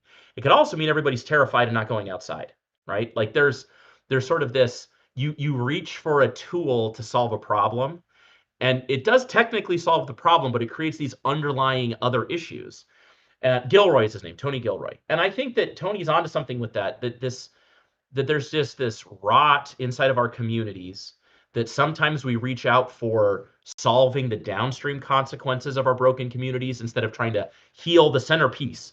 And the centerpiece does, I don't know, this is why, folks on the left, how can we be honest about our past as Americans, but still love our past as Americans, Yeah, right? Like It's that's a Biden's tough dance. yeah, it's Biden's greatest failure is to resolve those contradictions and to heal the soul of the nation. I think that you may not agree, but I think that Biden was the best president in my lifetime. Of course, I'm pretty left, but in general, I thought that he was an honorable person. But he failed in restoring the soul of No, I America. think that's true. And Yeah, I voted interesting. for him. I didn't. I- I didn't. I Inter didn't. base base base base Yeah. base. The last movie reference I want to do, since you had the Andor thing, is The Godfather. How does it start? It Yeah. starts with this funeral Okay. home guy. Bonacera says, "I believe in America. America has made my fortune, and I raised my daughter in the American fashion. I gave her freedom, but I taught her never to dishonor her family. He found a boyfriend, not an Italian. He went to the movies with him. She stayed out late. I didn't protest. 2 months ago, he took her for a drive with another boyfriend. They made her drink whiskey, and they tried to take advantage of her. She resisted. She kept her honor, so they beat her like an animal. When I went to the hospital, her nose was broken, her jaw was shattered, held together by wire. She couldn't even weep because of the pain, but I wept. Why did I weep? She was the light of my life. Beautiful girl. Now she will never be beautiful again. I went to the police like a good American. These 2 boys were brought to trial. The judge sentenced them to 3 years in prison and suspended the sentence. They went free that day. I stood in courtroom like a fool. And those 2 bastards, they smiled at me. Then I said to my wife, for justice, we must go to Don Corleone. I don't deny that many American people who have fallen to Trump and MAGA have that feeling that the American system that they were promised hasn't worked for them. It hasn't worked for them economically. It hasn't worked for them in terms of justice. There are free riders. They see it everywhere, and it makes them mad. And so they go to a different Donald Trump. But obviously the consequences of those are legion. And the less said about that, the better. That the cycle of anger and revenge and violence doesn't end. And there needs to be a better solution to resolve those true grievances and those true feelings. Yeah, and I've taught a little immigration class a few times at Creighton Law, and I will often use that opening speech. And then I also use when Vito Corleone, when in The Godfather Part 2, when he enters Ellis Island, I use that to break down how much of that same system is still alive today. Yeah. How the old man who got his name wrong is the immigration judge, that the person sitting next to him is a USCIS officer, that there's still a medical exam, like all that stuff is still present. But it is such a beautiful illustration about how the American experience for all of us is one of an immigrant, and that includes the native peoples, because the country changed under their feet. They, without really consenting to it, became part of a country. They were forced to migrate.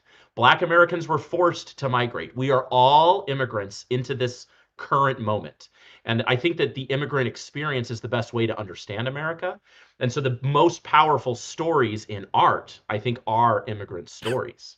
And I just want to echo that. I think that's a great place to go and maybe a good place to end. Yeah, no, I appreciate that. Nate, thank you so much for coming through. It was a really awesome discussion. I mean, usually the nature of the conversation I have is a little bit more like, I don't know, aggressive and acrimonious, because I'm oftentimes having like people who like don't agree with me on. But it's nice once in a while to have a really awesome conversation. And I felt that despite political differences, we're aligned on the foundations there. And with uncertainty in the future, I think we know where we want to get to. Why don't you tell the audience where to find your Twitter, where you can get a lot of retweets of base things and polls and stuff, and sometimes legal takes on immigration. Where can they find you? And do you have any closing thoughts for the audience? Yeah, just at Nathan Dallon, NATHANDALLON. That's my real name. That's my real Twitter handle. Do not call me for immigration advice. I'm real busy. If you do not live in Omaha, I'm probably not going to take your case. So I just say this is not a solicitation for services. Yeah, no, yeah. So no one call him for immigration help, and no one call me either. Okay, no one call me either. Last thing, do you think that Nebraska's in play, the Senate? Oh, of course. Yeah, the answer to that's yes. The answer to that is yes. The state of Nebraska, there's a bunch of undercurrents. We've kind of been purpley, especially in the metro areas. Yes. Anyway, but the answer is yes. We do not have a particularly strong bench for the GOP right now. Western Nebraska is as Trump a place as there is in the country. I think during 2016, I don't remember in 2024, but in 2016, 89% of all voters in Western Nebraska voted Trump, and only 5% voted Hillary Clinton, which meant there were 6% that were voting for like the constitutional candidate and like some even more extreme stuff. But the metro areas are upset. They are not happy. Don Bacon, who's our representative in Omaha, he's as close to the thing to a moderate as you can have. He still votes basically constantly GOP. But nonetheless, his vibe is not that of a bootlicker. And so and he's out, he's retiring. And so I think that's in play. And I do think that the Senate could be in play. Pete Ricketts has got problems. So we'll see. I don't know. Time will tell. No, I appreciate that insight, and hopefully we can chat again at some point. But thank you so much, Nate. Wonderful conversation. Everyone follow him. I would say if we're going to chat again, we should chat. Let's put two things on the calendar. Sure. April 2nd is after the oral arguments. Oh, a reaction. Yeah, so we could do a quick reaction to what happens in oral arguments, and then of course the decision itself will drop at the end of June. So maybe a little Yeah, like 4th of July I ish I'm so down for that. thing.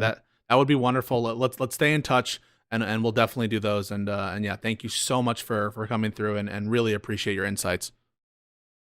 Well, I appreciate that you were willing as soon as I reached out to quickly put this together. So I hope chat enjoyed. Oh, they I'm loved it. probably not the No, usual on here, no, but they really enjoyed it, and nothing but positive stuff. So really appreciate you. And in fact, a lot of people actually, um, they appreciate your style, because I've done the debate on this issue with Ryan before. Like I said, in the World War debate context, and a lot of people in the chat actually prefer the way that you said it than how I said it. And so really great, and they overwhelmingly positive well, sentiment. if you thought it would be interesting, I would be willing to talk to one of the psychopaths on the right about this. I would love to get let's have a little feeling Yes, session. no, wait, no, Where is this coming from? yeah, no. I know people, lawyers who believe this nonsense, and listen, they never want to give me any kudos because, like, I am this Hispanic-looking guy, and I'm like an asshole on Twitter, and so you're much more their tribe. You're like this clean-cut Mormon guy. You don't drink coffee. You know, so you're much more in their wheelhouse to Right. give credit to, and so maybe it would be useful, and so to the extent that I don't people know. talk about that, I'll bring you up and see if they want to debate you or talk to you at least and have a conversation. All right. All right.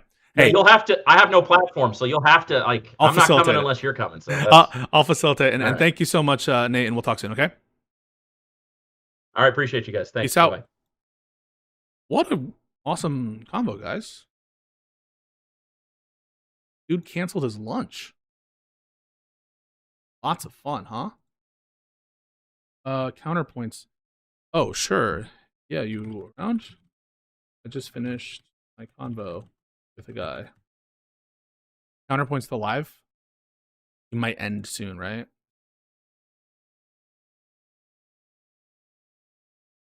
No coffee's crazy. The wire. Oh, he's live. Hang on. Oh wait, he's talking to the D-Man and Moving. Probably not the best time. That, given circumstances, but I did DM him. Okay, so some shit. It's about to go down. Today we're doing some sort of like political shit with folks. I'll give you more information as I get it on timing on that, but I think it will involve some activists, and it will involve other members of Lib and Learn. Let me just see if I can. I don't know why Soypill added them to our Discord chat. They can see all of our previous messages. Make a new chat. Okay, at 8 o'clock tonight, we will have a stream involving Minneapolis neighbors, elected officials, to highlight solidarity, and participate in a conversation. And I think Mayor Fry will be there. No promises though, but that's what they're saying, that he will be joining us. So that'll happen, I think, around 8 o'clock. So stay tuned. You can I will coach whatever it is. You can find it on this stream because I'll definitely coach.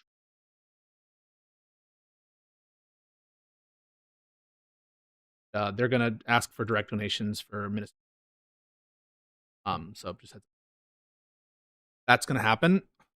What else? At some point, we'll be having a discussion with. Yeah, I don't think I announced that yet.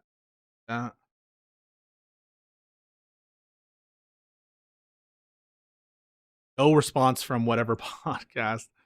I don't think Andrew Wilson's. That is like not going to happen, but I will try. Just put up the video of Hutch.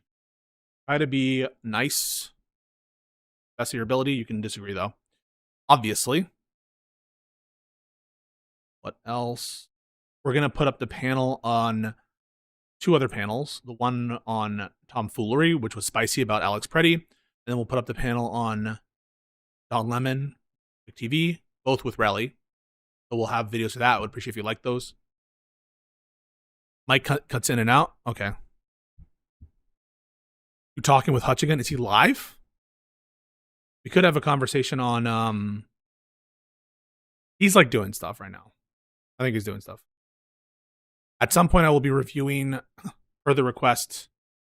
I will be reviewing the Emma Vigeland response to the 2025 election thing. And then we'll do a Hassan reaction thing as well. At some point. You wanted to talk about Conduit? Thank you so much for your super chats, by the way. Really appreciate you. For watch Michael Clayton. Love that one. Is that a movie?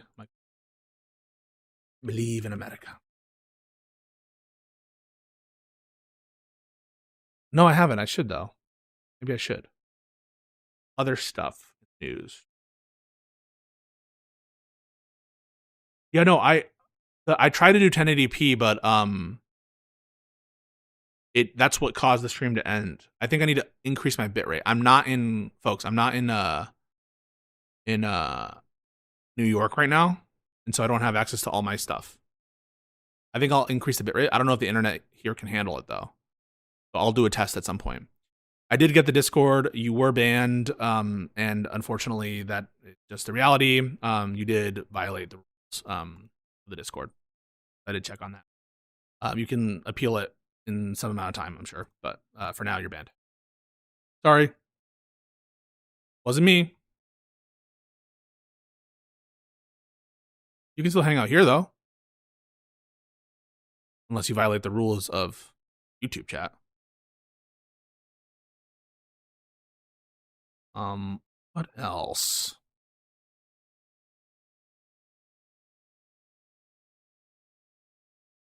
All right. I think that's it.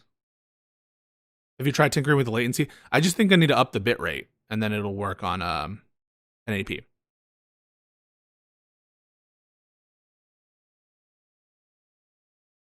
But I will try to fix that. But that's what I tried to adjust it today.